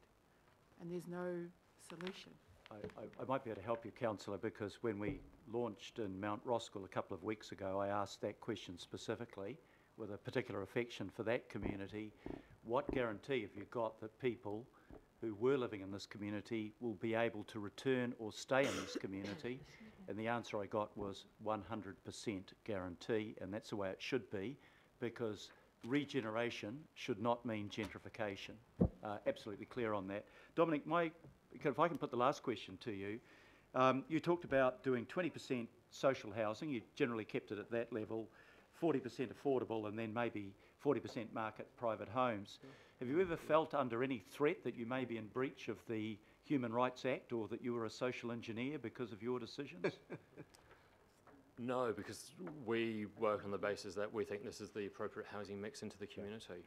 So we've you don't, never- you we've don't never had- see your actions in any way, because this would apply, the Human Rights Act doesn't discriminate between the public and the private sector.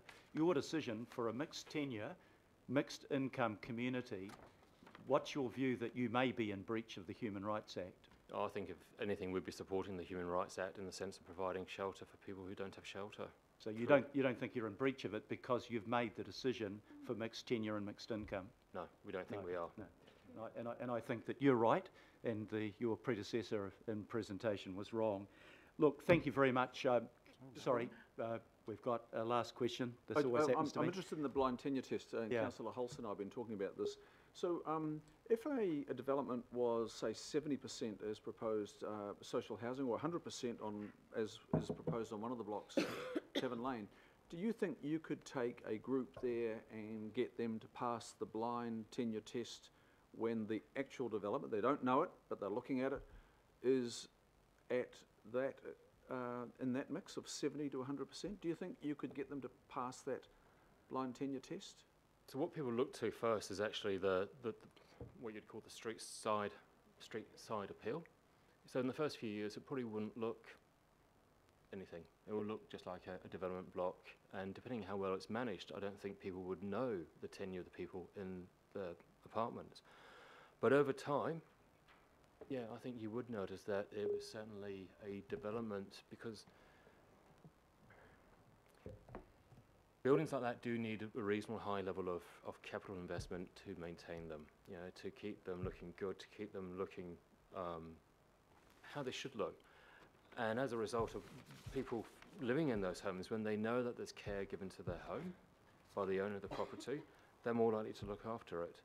When care isn't shown by the owner of the property and it starts to fall into disrepair, repainting programs get put about 5 years, broken doors aren't fixed for 5 weeks. The average person in that property is going to think, well, if they don't care, why should I care? And that's where you see that cycle starting to occur. It varies, the extremity of it varies, but it still does happen. Thank you, Dominic. Great. Dominic, thank you very much, not only for your presentation today, but for the excellent work that the members of the community housing providers do. Your absolute commitment to a better society and a fairer go, not only for social housing providers, but for that group that I think you drew our attention to, that earn too much to get help through social housing, but don't earn enough ever to realise their dream, which is home ownership, and you help realise that dream for so many people. So thank you very much, and I'll put the motion. All those in favour, please say aye. Aye. And to the contrary, carried. Thank you very much, Dominic. Thank you.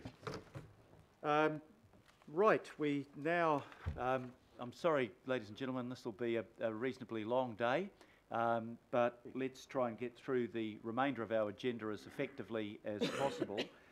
There is no local board input. There are no extraordinary items. We do have a notice of motion moved by Councillor Kathy Casey and seconded by Councillor Fesso Collins, which is our next item on the agenda. So let's move straight to item number 10. And Councillor Casey, if I can ask you to formally move the motion, speak to it, and maybe Councillor Collins, if you'd like to speak as the seconder. Thank you. Thanks, delighted to do that. I now understand why Todd Niall asked me this morning if I was in cahoots with John Tamahere, which is, and I gave an absolute assurance that it was complete coincidence. And he looked askance. I know he's not in the room at the moment, but he looked askance at me. But eventually, he did believe me. And I can see why he thought that, because a lot of the things that John said while he wasn't berating the council were things that I'm about to say. And one of the things he left us with was, the poor in this city deserve a shot.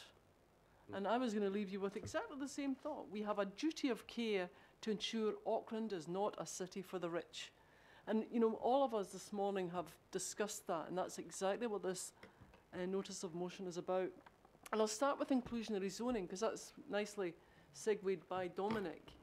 This notice of motion was about inclusionary zoning. It was asking the council to reintroduce it. And today this debate could have been about inclusionary zoning. It could have been won or lost. And we had a meeting with Penny Pirrett and Steve Town and realised that there is good work underway by the Housing Task Force, which is in fact looking again at inclusionary zoning as part of that work stream. So indeed it was far too early to be debating it politically. We will have that political debate. It is coming, which is great. But still in all, we felt we wanted to discuss the issue which everybody has been talking to today. And that is that Auckland is unaffordable for many people, many working people cannot afford a house. And the first thing I'd like to do is pass around, and maybe you could put up, Sandra, on the screen, the valuations for your area. This is really, really important. And I'll get, Tam, thank you. The Finance Department produced this table, and it's the latest capital valuations, the average house price in your area. And I think we still have, and I heard it even this morning, I heard people say there are places you can move to buy a house in Auckland. Okay. You can move further out. Not anymore. What this table tells you is the cheapest average house in Auckland, in Manurewa, is $750,000. That's the bottom end of the market. $750,000 is not affordable. So have a look at your area, just run along the line. The top of the market, of course, is Oraki, which is nearly $2 million. And Mount Albert's right up there at number 2. Albert Eden is next. I had a look last night on Trade Me to see if there were any houses, either houses or townhouses, under 500,000 in Albert Eden. There were 5 only. All of them were relocatables. In other words, you can buy it and take it away because we're going to build something else in Mount Albert. No property then, no houses for sale in Albert Eden under $500,000. And that's what people have been referring to all morning so far. Working people are not able to buy. What we're doing is pushing them north, probably as north as Whangarei actually, and pushing them south to Huntly and Hamilton. And what you'll also see from this paper, though, is that as we do that, the prices are rocketing up. It's not going to come down. And so, you've heard Efeso and I at these workshops and meetings. I always stick my hand up and ask the developer, what's your cheapest price? The answer's always 600K upwards, unless they're building apartments or, small units. There are no cheap, I'm going to say the word cheap houses. Cheap has become a nasty word in Auckland. It's not a nasty word. I want to see cheap housing in Auckland that working people, can afford to live in, can afford to buy. And so does everybody around this table. And I think that's why we brought this today. We know there's a huge gap. There's a huge gap. Look, we've got the police trying to find police officers for Auckland, and they're going overseas. Why is that? Nobody wants to come here because they can't buy a house. We're looking for nurses and teachers especially. The same story. Where are they going to live with their family?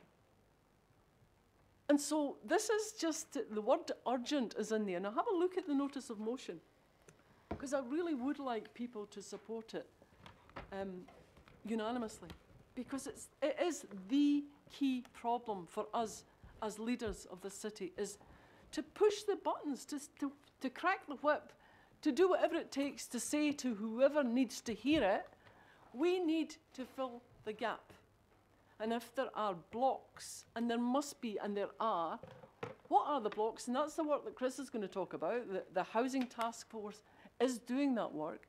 But as a councillor, I know I do, because I've got an interest in homelessness. People send me links to amazing things happening overseas, like prefabs, tiny houses, adobe houses, container houses. Why can't we do that? Is it government rules? Because that's the second part of the remit, is if there is a block at government level, we need to talk, bring them here. Mr. Mayor, all due respect, can we please meet as a council with the government? Because we used to do it. And I haven't seen a minister, I haven't had a conversation with a minister about anything in this term of office. So it is an appeal for them to come into the chamber the way they used to, so that we can tell them these things. They need to hear from us, the people who are elected to serve the people of Auckland. And you can't do it from down there because it's not working. The gap is way too big. So that's really, I'll have the right of reply. I'd love to know what you think. It's just the issue. It's the problem identified. It's the hurry up given in the word urgent. And hopefully we send this message to the task force who are reporting back, as I understand, in October. But we actually get the blockages fixed, and we get it fixed good and proper urgently. So I'll leave it at that, and I look forward to hearing from all of you to see that you agree that there is an issue in Auckland, and the issue is right in front of you. Thank you very much, Councillor Casey and Councillor Collins. Oh, I'm interested in the argument, so can I just reserve the right to speak later? Sorry, I was distracted then. Councillor, you want to happy to speak later, yeah, okay. if I need to. Look, I'd like to speak in favour of the resolution by Councillor Casey. The unaffordability of housing in Auckland is the very reason that we set up the Mayoral Housing Task Force.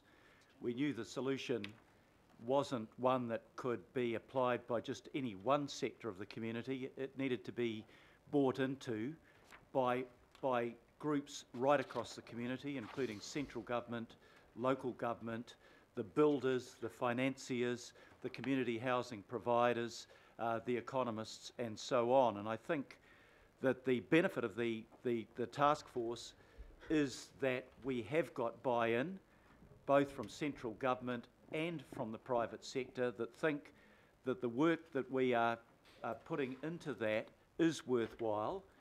And actually, I've got to say that a significant percentage of the recommendations we've made are now being implemented by the new government, and that's really refreshing. I don't think there is one single answer, but the answers that we need to look at to deal with affordability include another look at inclusionary zoning.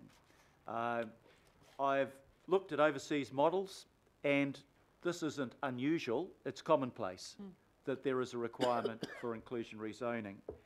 I talked to Chris Aiken from the HLC, and he gave me, this was a year ago, he gave me chapter and verse about how they'd been able to make it work in Hobsonville.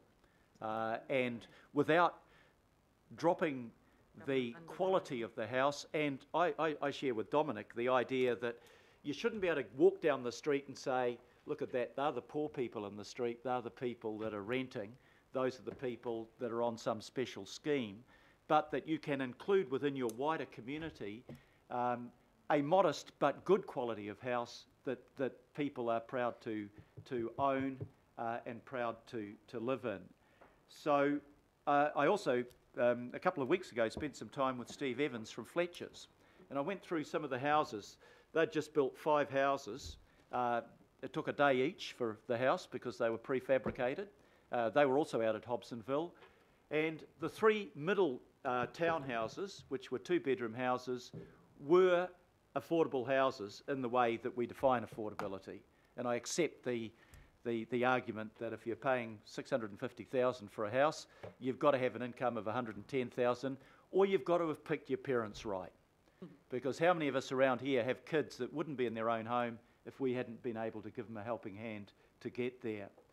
So I think we do need to revisit the decision by Council in the last term, but we may find a better and a more sophisticated way of achieving the outcome of affordable housing through inclusionary zoning.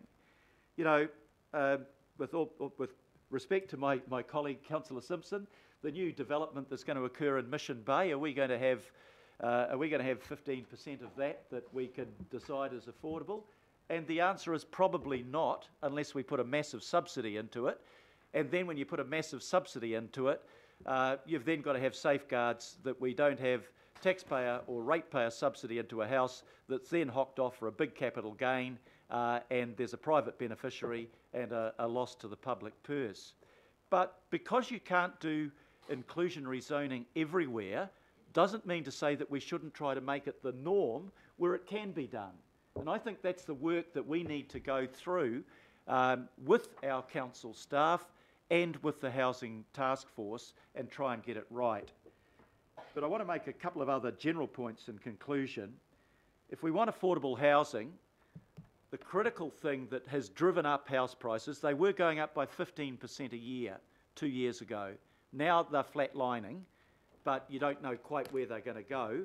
If you want to keep them flatlining so that affordability increases, you've got to make sure that you've got a supply that matches demand. And there are some hopeful signs there that because the growth of the city has eased a little around the edges, I think we're 32,000 in the last year, and we're building more, we're consenting more houses, that we can deal with that.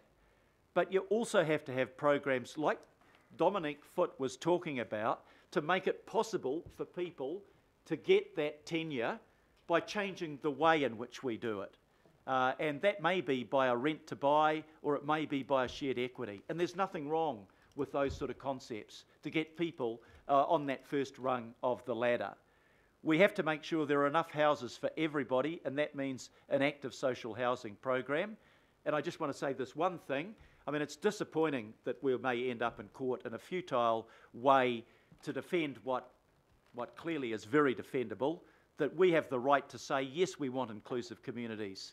If we didn't have that right and the court made a decision, no, you can't do that, there'd be something wrong with our world. But we need to work to create those extra housing, and we need to cater for those people that are, you know, I used the example of mum's a nurse and dad's a fitter and turner. They're pretty well off compared to somebody in social housing, but they're not well off enough ever to realise the dream of home ownership. And why shouldn't those families have a chance to get home ownership? And we need to look at things like pricing around land and pricing around building materials, how we can be more innovative and bring the costs down. So in supporting Councillor Casey's motion, yes, we need to look very clearly at inclusionary zoning and how we might do it properly, but we have to look at all of those other factors as well. And I want to repeat the point that I know is close to Councillor Bartley's heart. When we regenerate, and that's what we're asking Panuku to do, it is regeneration, it is to create better houses and better town centres, but it's not to gentrify and lock out the people that used to live there, because if we do that, we have absolutely failed. So I support this motion and look forward to further discussion that we'll have on it when the matter comes to the Planning Committee. Councillor Watson, John Watson. Thank you, Mr Mayor. And thank you, Councillors Collins and Casey, for bringing this notice of motion to us. It's proved to be very apt timing. And just on that notion of percentages of affordable and or social housing, I mean, I can remember back to Auckland in the 60s where there were huge big swathes of subdivisions that were 100% affordable. If you went to the Neil Housing Group, if you went to Archers and Sons in Birkdale, in parts of Forest Hill, in Manariwa, in Papakura, the entire subdivision was affordable. People could get in. So it's not as if we haven't got an example in our own recent past that actually shows what can be done with the will, and that wasn't government subsidised. Certainly it was a lot harder to get a loan, but most people had no trouble going in as first home buyers. Ben Leahy wrote a very good article in today's Herald on this very subject, talking about the Auckland housing market for first home buyers, basically in lower quartile homes, so in the less affluent areas. At least a 600k mortgage is required now, presuming a 75k deposit. That was based on the financial website. Leave the figures aside, and the summation there was that it meant Auckland's market had become even less affordable for first home buyers than it was at the same time last year and the year before. So it's getting worse. In Canterbury, by way of comparison, the mortgage was 276k as opposed to 600k. That's a phenomenal difference. Dominic hit the nail on the head when he talked about the missed opportunity with the inclusionary zoning through the unitary plan process. And it wasn't as if it was a news flash to us that voted for it. Unfortunately, at the time, it was only a third of the council supported that, but we did have individuals such as Generation Rent co-author, Shamabil Ikub, who urged the council at that time to vote to reinstate the 10% affordable requirement. And he said, quite correctly as it's turned out, that if you're looking for an immediate effect, that is what you do. We instead took the notion, the failed notion, I believe, certainly in terms of the last 2 years, is that the greater supply and the greater variety would deliver the affordable quotient. Well, I had a look around my ward, admittedly, I guess in one of the more affluent parts of Auckland, and what do we get? Well, right across Albany Ward, Millwater, Hobsonville, Long Bay, Whenuapai, houses start at 1.2 million. Terraced houses generally start about 900k. There was one apartment starting at 650k for the lucky person that got that one. Elsewhere in Long Bay, the apartments were up 900k, and that was just for apartment sizes internally of 79 to 89 square metres. So really, so all the typologies there, apartments, terraced housing, single houses, you need more than the starting point for the first home buyer. So they're inaccessible. And I would suggest that that's not unique to the Albany ward. That'll be reflected, and in fact worse, in other parts of Auckland. So the notice of motion uses the word urgency. Shamabil said inclusionary zoning is the way to go if you want an immediate effect. We had that opportunity. We denied it last time. We should pick it up, Mr. Mayor, at the earliest time again, because it will work. It will deliver immediate benefits. Developers, as Dominic said, that they maybe don't like it, but as they always do, they will find a way to adapt to the new circumstances. And the beneficiaries will be the people that have been shut out. I mean, again, without labouring the point, the home ownership, apartment ownership has become a dream. That term is used, isn't it? The dream of owning your home. Go back a little bit, and it's not that far to those families that many of us came from, and it wasn't a dream. It was an expectation you could reasonably have for living in a little country down the bottom of the South Pacific. We're not in Europe. We're not in Paris.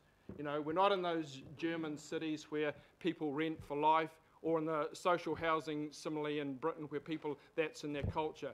We're a little country with lots of land, lots of forest, and a relatively small population. So I welcome any innovation, Mr. Mayor, that might address that, and surely we're capable of doing that. But let's try and get a move on here, eh? Because all of us have got children or family. We're the privileged by comparison. Those other poor people out there who forget 600,000 or 500,000 or whatever, they're not even at the starting line. There will be effects on our society if we do not move. We see them already. We see an accumulation of social statistics that aren't very complimentary towards our country. So I hope that we start off with this inclusionary zoning as quickly as is possible, and then we move on to any suggestions of other ways of looking at affordability. That surely we have enough information now. I don't think we need lengthy discussions. I think people want to see these things getting built. Thank you, Councillor. Councillor Sayers. Thank you, Worship. I'd also like to speak in favour of the motion. Thank you for putting it forward, Councillor, and for seconding it.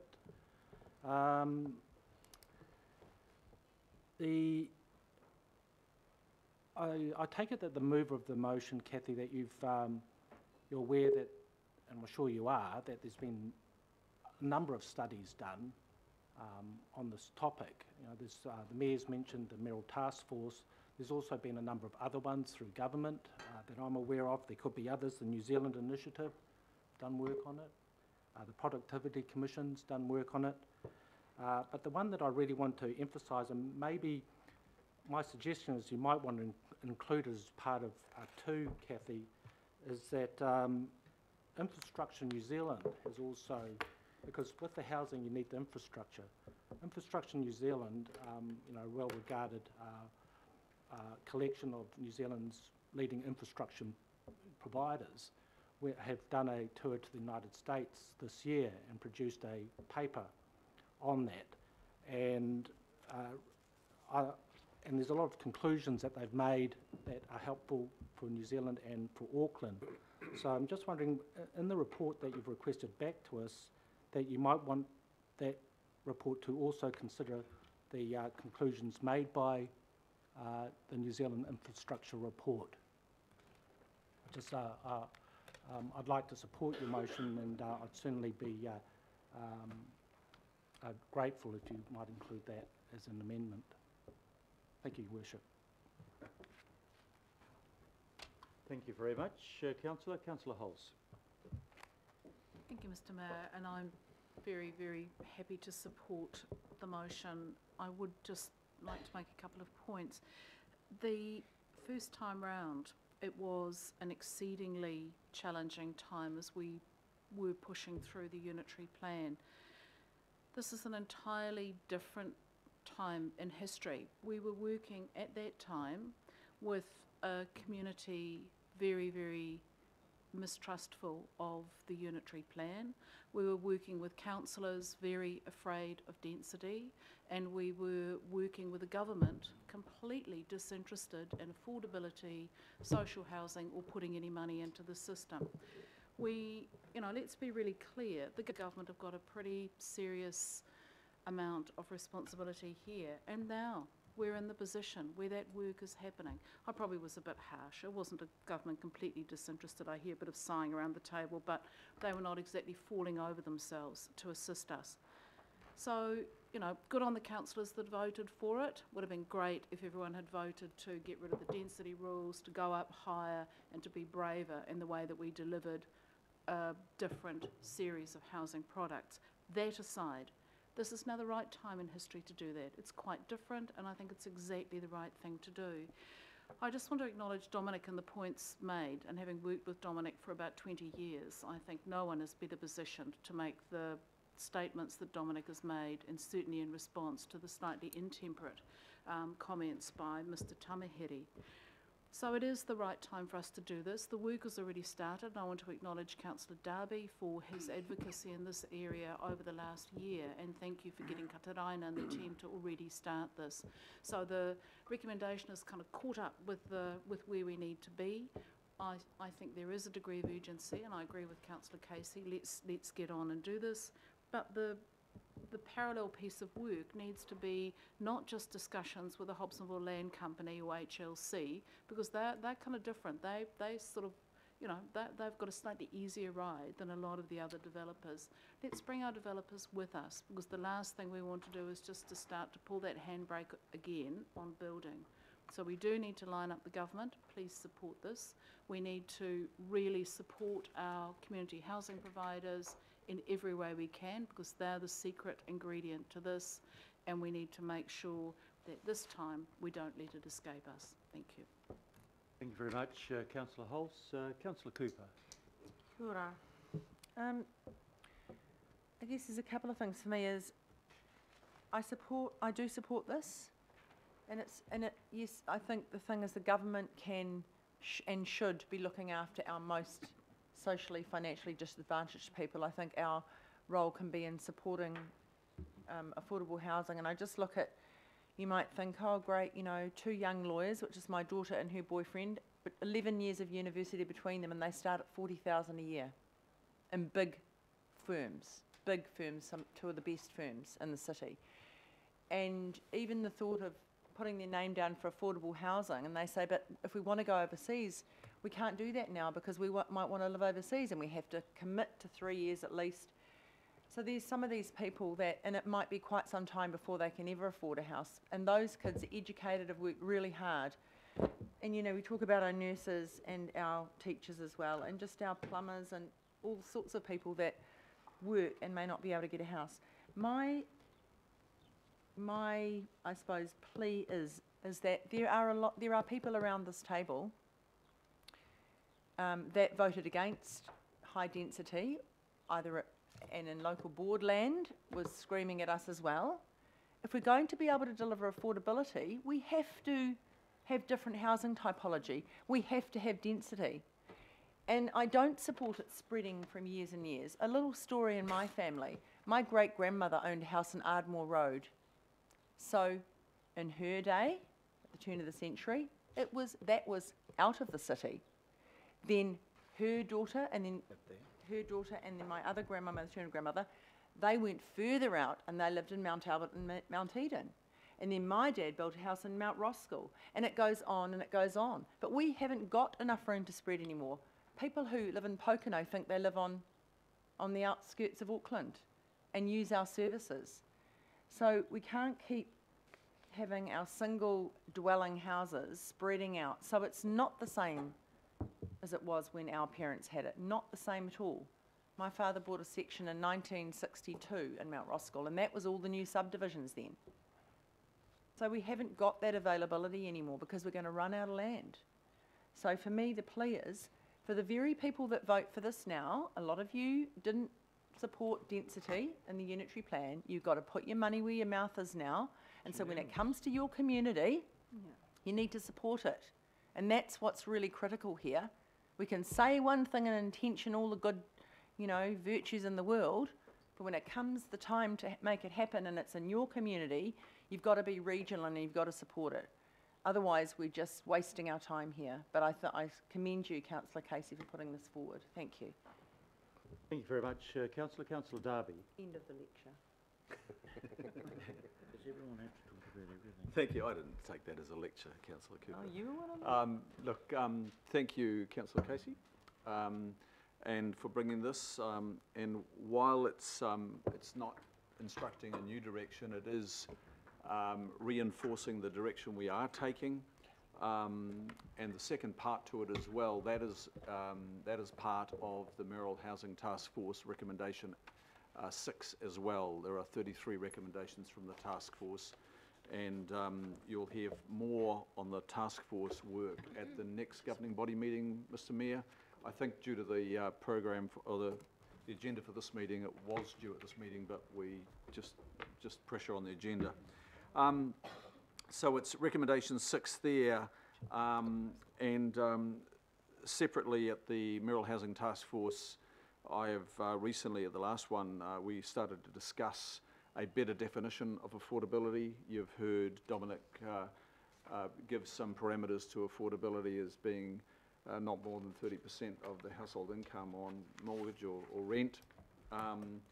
And affordability is not a new discussion. It was discussed when we signed up with the Hasher legislation some 5 years ago. But of course, Council was not in a position to address affordability other than look at it through the forthcoming unitary plan as it was then, which we did do. But there was a lot of responsibility that fell to the government some 5 years ago to address affordability. And we all know now, upon reflection, that this council did its very best in terms of supply. So supply and affordability were the co-focuses of the legislation 5 years ago, and we did our job in the supply space, again through unitary plan provisions, but our partner dropped the ball on affordability, and that is the blunt truth of it. But let's not look in the rearview mirror and blame anybody, even though I just did.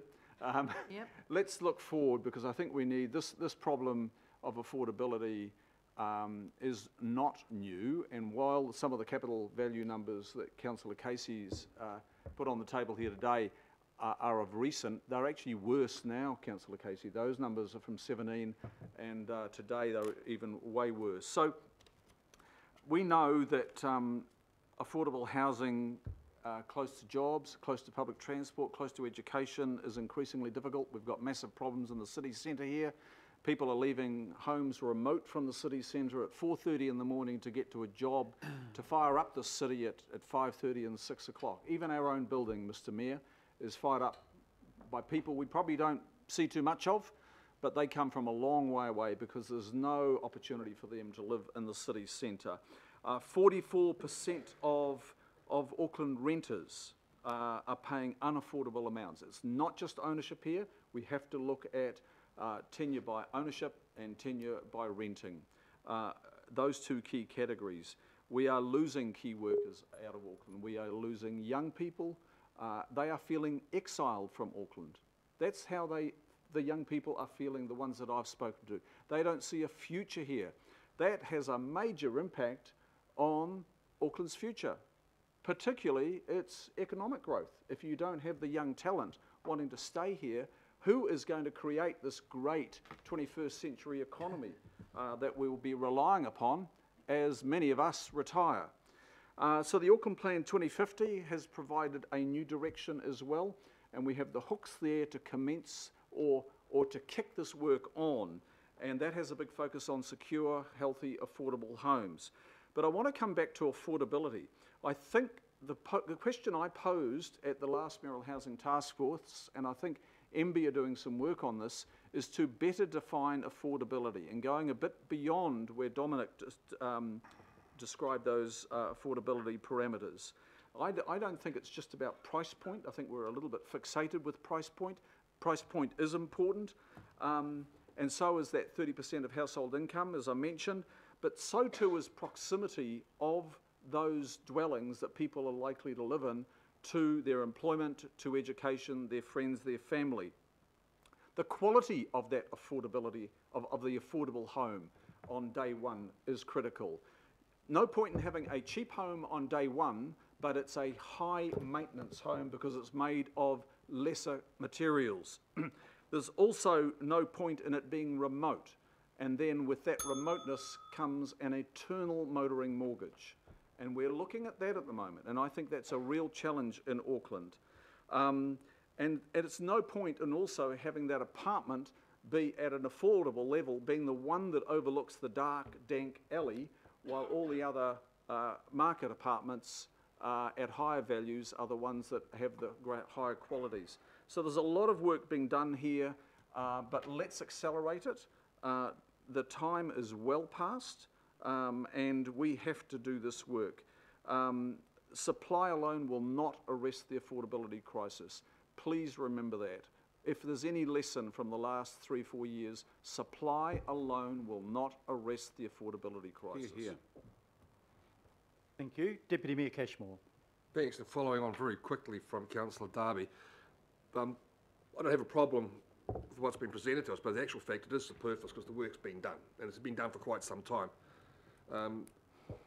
If you're building a house in this city today, excluding a land cost, the average size house being built or dwelling is 167 square metres. Now that house will cost you just $501,000 just to build it, at $3,000 per square metre. And if you do a cheaper build, it's still going to be $334,000. Adding to that the price of the land. We have a Building Act that doesn't even mention apartments or terraced housing.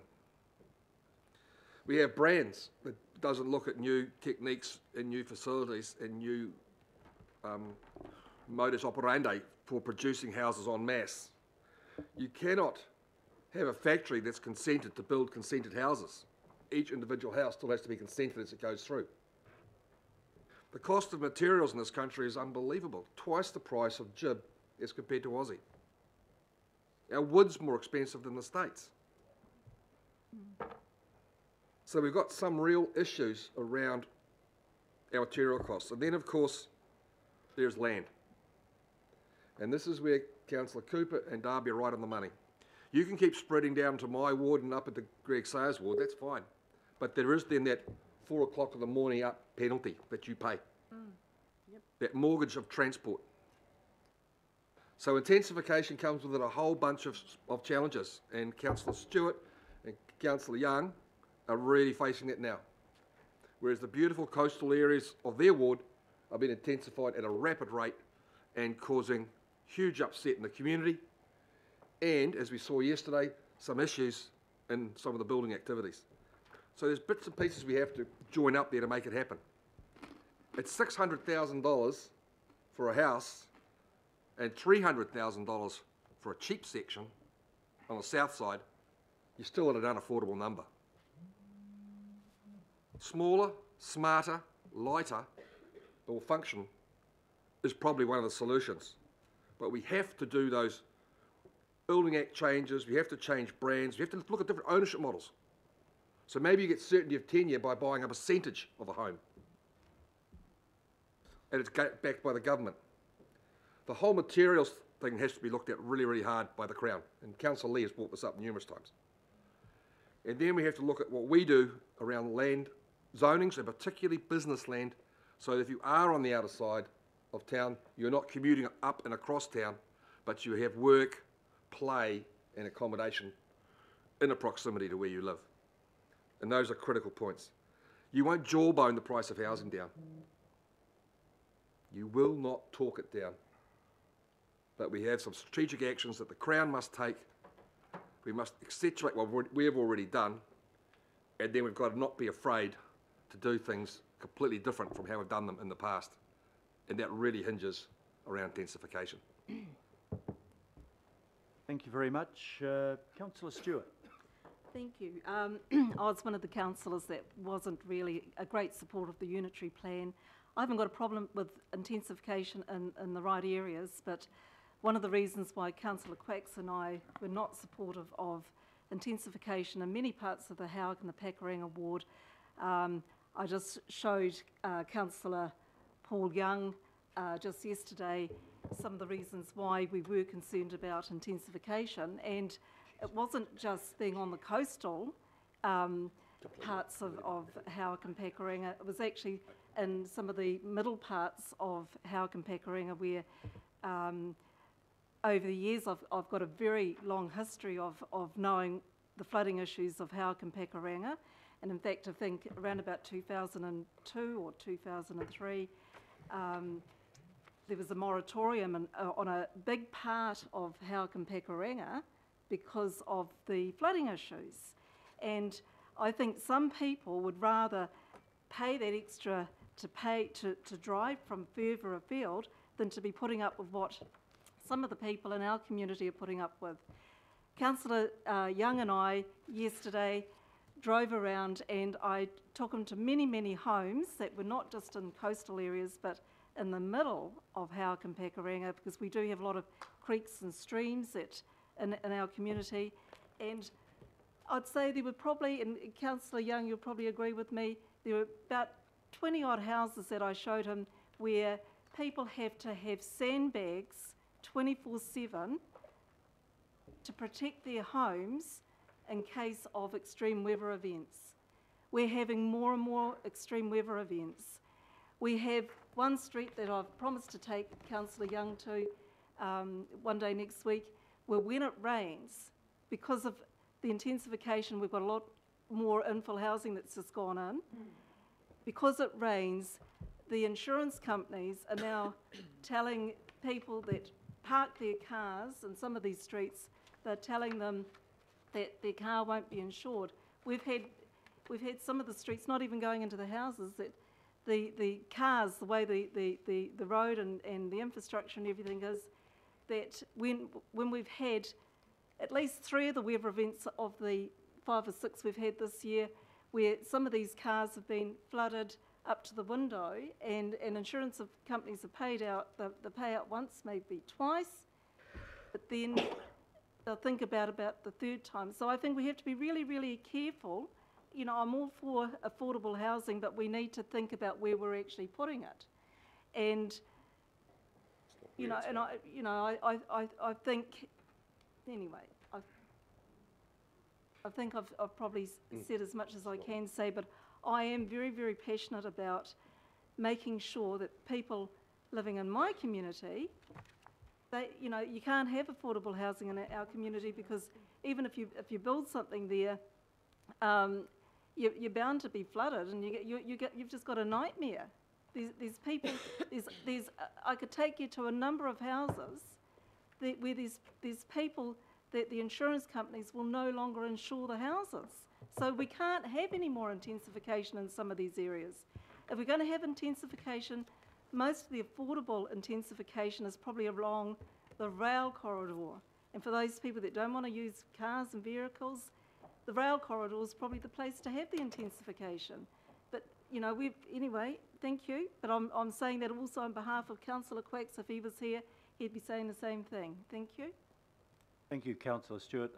It's my intention at the end of this item to adjourn for lunch, which I think will be about 12:30, 12:35. I'm going to vacate the chair shortly and ask Bill Cashmore to take over because I have to be somewhere else briefly. Can I just mention to Councillor Casey, who will have the right of reply, that we have invited the Minister of Housing and some of the key ministers to come and address council as a whole. Yay. And we're trying to organise that for probably November, if it suits them and us. And we'll try to, it won't be a full house of ministers because if you've got the Prime Minister, you might as well not have the other ministers. So, but the Minister of Housing and the Minister of Transport being one and the same person would be a vital component. So November is perhaps when we'll meet that desire of you and other councillors just to engage directly with the ministers. Can I call on Councillor Richard Hills? Oh yeah, thank you. No, it was just quickly. This is a good notice of motion. It's obvious. I'll be supporting it, but I think it is just. I think we have to be consistent around everything that helps create some form of affordable housing. And I was here during the votes on the unitary plan, and I did see those opposing density controls and those trying to protect other view shafts and those trying to protect things that actually make housing much more unaffordable in our city. I was here when the people laughed at Generation Zero and Flora, the chair of the Youth Advisory Panel. I was here when, you know, we did have someone here presenting earlier who submitted against Housing New Zealand's proposal on the unitary plan for density. And lots of people still speak up against developments in our wards because people might not like the view shaft or the shading or others, but every intensified development has knock-on effects. Even the ones priced high move people into that, and it has a knock-on effect down the ladder to provide other housing and other forms of housing for other people. So we can sit here and complain, but I know every person around this table's vote on each of those issues in the unitary plan, which some of them passed and some of them didn't, and some of those have had dire effects and will have dire effects on the unitary plan, and they're around density and intensification, and often listening to the people not wanting to see a house near their house as opposed to choosing people on the street. So I know it's not easy, these conversations aren't easy, but if we're going to be consistent on this and blame Panuku for things and all sorts of others when we are requesting more car parks and requesting less intensification because of a couple people crying out, we actually have to make sure that we're consistent because it's a suite of things that are the problem. The other issue is that I would love for Panuku to be doing more affordable housing, but we know, as some have mentioned, is that we raise $1.7 billion a year from rates where the government has $80 billion coming in.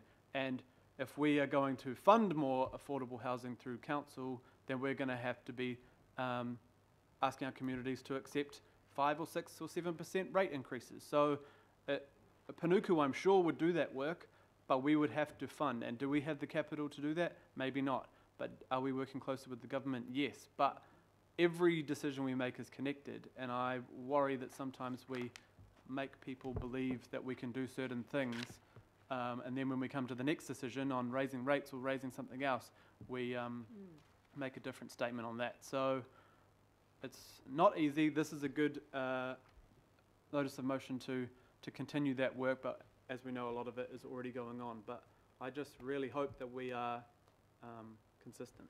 Thank you. Thank you, Councillor. Councillor Bartley. Thank you, Mr Deputy Mayor.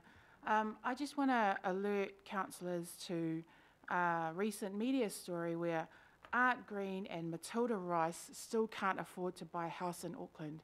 oh my God, if TV stars cannot afford to buy a house in Auckland, then something is seriously wrong. No, I'm joking. I'm going to support the notice of motion. I do feel for one of my constituents, though, who wrote to me that there's a big building going up next to his place, and they are losing the sun that they got for 38 years. They used to have the sun, shining on their front door for 38 years, but that's going because of this tall building that's going next to them. I do feel for residents that are going through that with the unitary plan changes. But I also look at 53% in my area rent. So affordable housing, we need it. We definitely need to do more. So I'll be supporting this notice of motion, Councillor Casey and Councillor Collins. But yeah, TV stars can't afford to buy. It's pretty scary. Thank you, Josephine. Councillor Collins. Thanks, Deputy Chair. I just wanted to throw in a story. When I used to, up until recently, my daughter was at Shiloh, and at Shiloh, that's the preschool or the kindergarten that she's going to, and we would drop her anytime between, we could drop her anytime between 7:30 and 8:30 was kind of the time. My daughter has, I've changed her name, I've added to her Samoan name, but she goes by her Palangi name. She's a 5-year-old too at this preschool, and I'll go by the name Litia. And Litia has 2 other siblings, all in that preschool. And I often see that her mum, when they're coming in to drop her off, because I drop off Kapiriela on Mondays and Tuesday mornings. And as we're walking out, we're rushing in, dropping them off, signing them in, and we're rushing out the door again. Litia's mum will always say to me, "E Feso, are you fighting for me today?" And I say, "Yeah, doing the best that I can." She said, "E Feso, I just want somewhere to live. Just give me that." She's renting in Mangere, and she said that the price for rent means that one day they'll have to move out. She's got 4 kids. 2 of the other kid is at primary school. And so I'm supporting this motion, and because I think it's high time again that we reminded ourselves that there are people that are completely outside of the worker category that we're talking about. You know, I feel for the teachers who've been teaching for 7 years, got no promotion, but they've stayed in there for 7 years, and are now at the top of the teaching pay scale, which is $74,000, and they can't get into a house.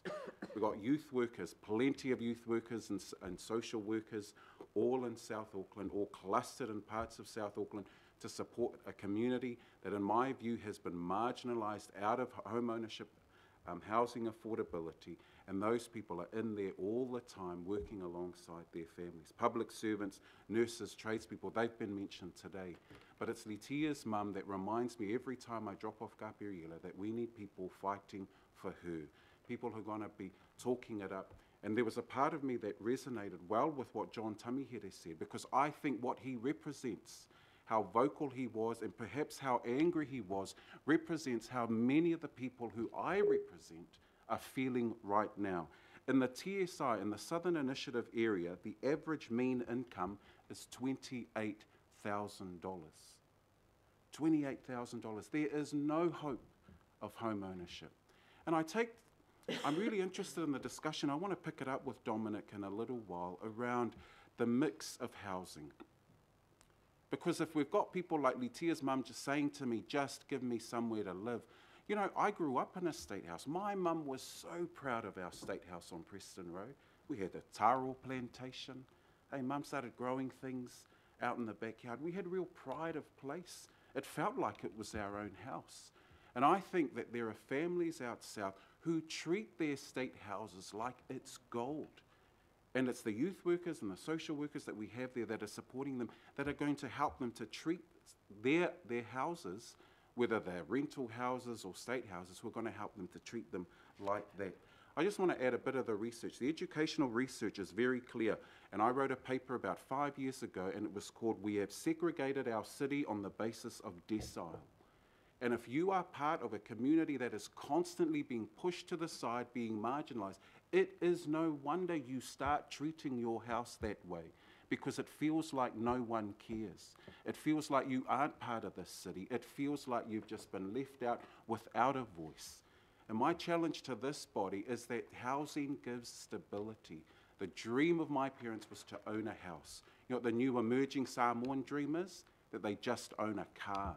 So that they can prove to the people back home in Samoa that they own something. And so we go and take these ridiculous loan shark loans out to get a car because at least it proves that I own something, and that's not the way forward as well. And so I'm supporting this motion because I think it's another it's a reinvigoration of what's already going on, but it's important for us to be reminded of the realities that we have. And you look at this list that Councillor Casey has put up, it's my area. That is the cheapest to get into, but none of our people are going to afford that. So I really want to endorse this motion. I'm glad to hear that there's so much support, and I'm mindful as well, because it's not just those kind of key worker people that are missing out.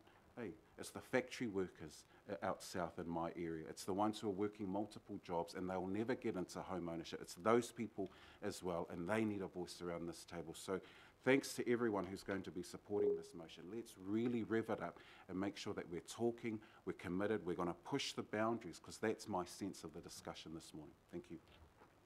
Thank you to Councillor. I also note that your ward's one of the ones that increased one of the highest percentage in values as well. So there's an ongoing problem that's not actually getting any better for you. To conclude the debate, Councillor Casey. Just a couple of things. The first was, through the chair, to ask Councillor Darby if he can give an assurance that the Infrastructure New Zealand report referred to by Councillor Greg Sayre is part of the review that's coming through your work stream. Just an assurance of that. Well, look, we have a report coming to the Planning Committee next month, and then we've also got the meeting with the key parties that I discussed on October the 11th. So the report coming to the Planning Committee is about, it's confirming our position on the scope. So you are welcome to raise that at that meeting and make sure that is part of the scope. Is that cool? Yeah, thank you, Councillor. Through you, Mr. Chair. I'm just thinking if we got it earlier, Kathy, might be helpful, then we don't go, double handling. So, if you're happy to include that in your... I'm happy to include it. No, you can't. I'm also happy to... Notice just of motion, you'd have to get the permission of the whole meeting to do that. You can't just add it. In fact, it's going to Councillor Darby's committee, and it's been circulated. It's not going specifically that, but it's available, and we've all seen copies of it, or copies are available. I would suggest that that work can be incorporated at that time. Okay. Just in response then, just a couple of things, and I did mean to say earlier, delighted to hear that we're meeting with the Minister for Housing, delighted. Because I want to congratulate the government on their Kiwi Build programme. I think it's a massive step forward. But when you realise that 3,500 people applied for 18 houses, that's the scale of the problem that that's the gap we're trying to fill. So I just want to say I'm really pleased to hear the words innovation, not just innovation of build, not just innovation of building materials, but innovation of process. That's the process of assisted ownership. That's the process possibly of assisted rentals, which we can talk to the government about. I just want to finally leave it with a hybrid comment between myself and John Tamahere, and that is that the worker in this city deserves a shot at home ownership. And that's what this is about. That's what we're trying to do. Thank you very much for your support. Much appreciated. Thank you, Councillor. The motion is on the screens. I'll move that the motion. All those in favour, please say aye. Aye. Contrary? Passed unanimously. Thank you. Well That's done, Kathy. wonderful. We will adjourn for lunch till 10 past. Quarter past. 10 past. Quarter past. Or 1:15. No one will get 10 past. Thank you. That was a good debate.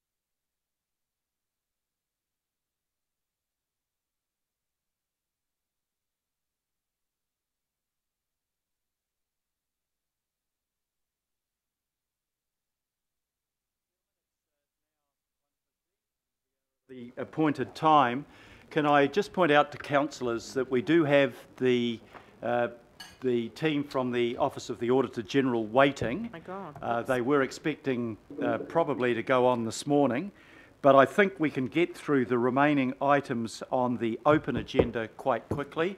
They're pretty straightforward, but if you can just keep in mind that we don't want to be impolite to those who have been waiting so long to give evidence to us. Happy to move, Mr. Chair. Oh, right. The item is item number 11. It's the recommendations from the Appointments, Performance and So it's been Review moved. Committee. It's been moved. I will second it. It is simply the, with Sally, you can come to the table in case there's questions. I'd like to hear But about the this is simply the terms of reference for the value for money study. It's quite straightforward, and it's been through Appointments and Review Committee. Are there any questions? Oh, sorry, I'm going to let Desley second this because she is... Well, I moved it. I'm quite comfortable for Desley to second it. Oh, thank you, Gus. It's not always a usual pairing, but I'm happy to see it when it happens. Okay, there are no questions. There are no comments. So I'll put the motion. All those in favour, please say aye. Aye. To the contrary, no. Carried. Were we always this efficient? Happy to move the next item, Mr. Chair. I think you'd better let me put it up first, Councillor. I am settled. It's the quarterly health and safety performance report. Ollie, if you come to the table, I won't ask you to speak to it because I'm sure councillors have all read it. Awesome. But it has been moved again by Councillor Walker. This time I think I'll second it. I'm happy for that, Mr. Are there any questions arising out of the report? Yes, sorry. Question, Councillor Watson. Thank you. Just one quick question that goes to the rolling year trend critical risks as it goes to mental health. I wonder if you could just very quickly talk me through that circle there, Ollie, as it goes to the 5% mental health risk, given that the survey in the last report, I think 2016, there was about 20% of the workforce had concerns with mental health related issues. Yep. So in terms of what we are doing in response to that, so the circle just gives you all the information that we have received through the risk manager system on incidents that have a potential base, and the category that they have part that under as a cause is what you're seeing in the report. In terms of the response to that, obviously any of those critical risks have to have a program with them in terms of managing them proactively. From a mental health point of view, it's something that we are currently working on, developing the systems in place for managing and supporting those people. We have systems already in place in the organisation, such as EAP and all those type systems, but we're going to be moving into a more proactive sort of communication-based system from October, just to coincide with Mental Health Week. Okay, and that follow-up survey from 2016 is due this end of this month. End of this month. Yeah, we're just negotiating with Vitality Works, with the organisation who does that. We've come out of contract with them. The first thing that will be done after that contract negotiation will be another survey. So we're aiming for end of October, definitely by the end of this year. So that's coming back to us, or the actual survey? The results will come back to, okay, to you guys, yes, Thank absolutely. You. Yeah. Thank you, Councillor. Councillor Hills. Yeah, thank you, Chair. Thank you so much. And I know we've met separately on the violence and the mental health issues, but I'm not sure how much you can say in a public forum around some of the things you're seeing in the violence space, because I don't think councillors, definitely what you told me, I had no idea of the breadth of what our staff are dealing with. So maybe if possibly what you are able to share, and obviously not putting any staff members' names, what kind of things and themes are you seeing, and how bad is it? So very generally, what we are seeing is we're seeing sort of a move to certainly a lot more verbal assaults taking place, and they tend to happen in the places that we least expect them. So we all presume that they happen in the animal management space, obviously because you're going in and doing a regulatory enforcement role. But actually what our data is telling us is that we're seeing a lot more sort of stuff happening in the service centres, in the libraries, in the active leisure centres where people are going in.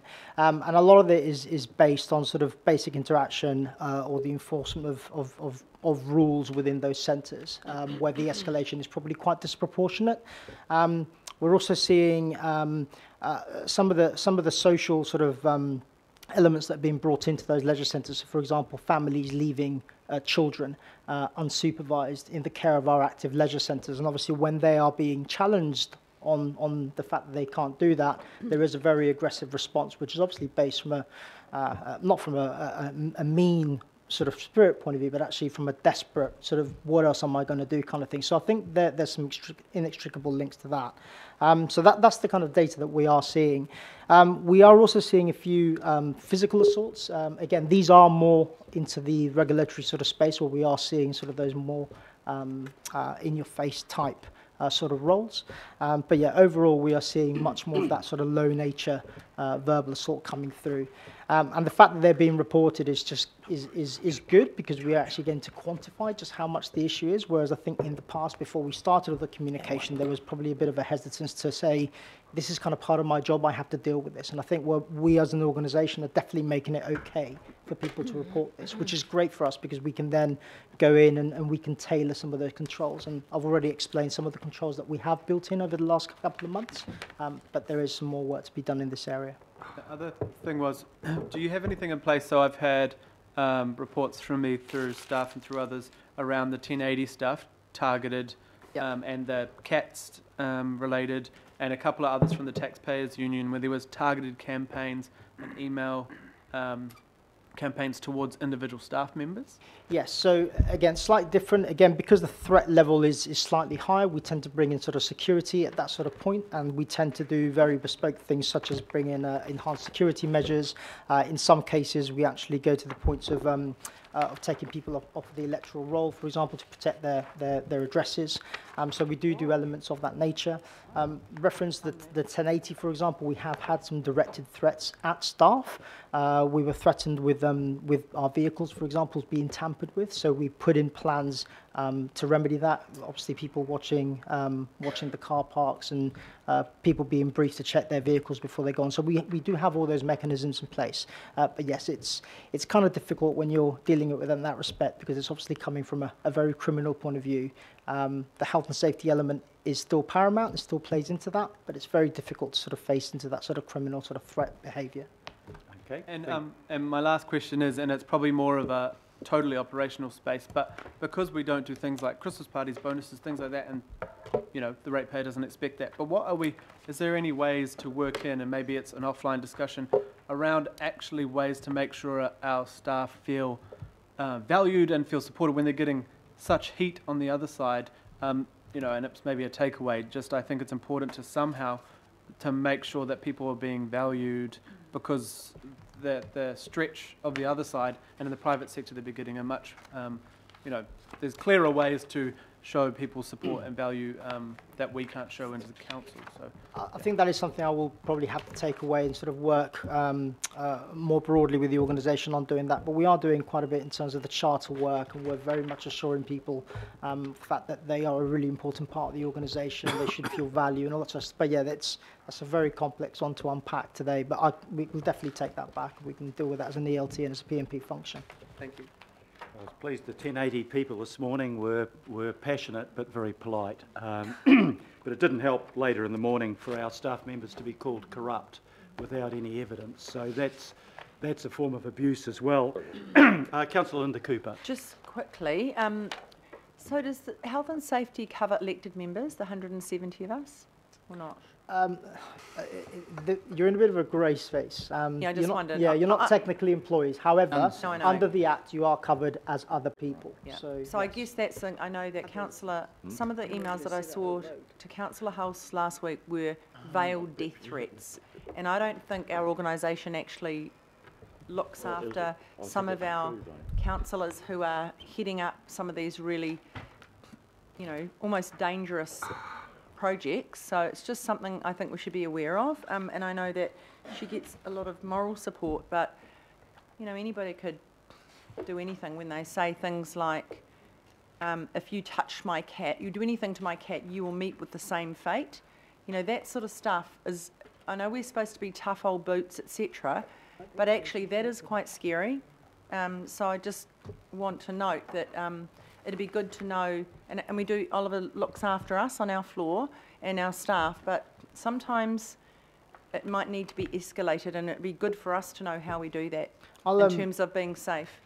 Thank you. I'll take that back through Marguerite, and we can start a piece of work around that, definitely looking at that sort of area. And we're not asking for special attention because we know we're not employees, we don't have any conditions, but yeah, I think it's critical. If we want other people to be taking on these roles, we want to know that they're safe. Thank you. Thank you very much. If there are no further comments, I will put the recommendations. All those in favour, please say aye. Aye. To the contrary, no. Carried. Item number 13, the recommendations from the Regulatory Committee. So if I could ask Paul and Tanya to come forward, Panya to come forward. But Councillor Cooper, this is your committee. You might like to introduce the item. And first, I just want to correct something.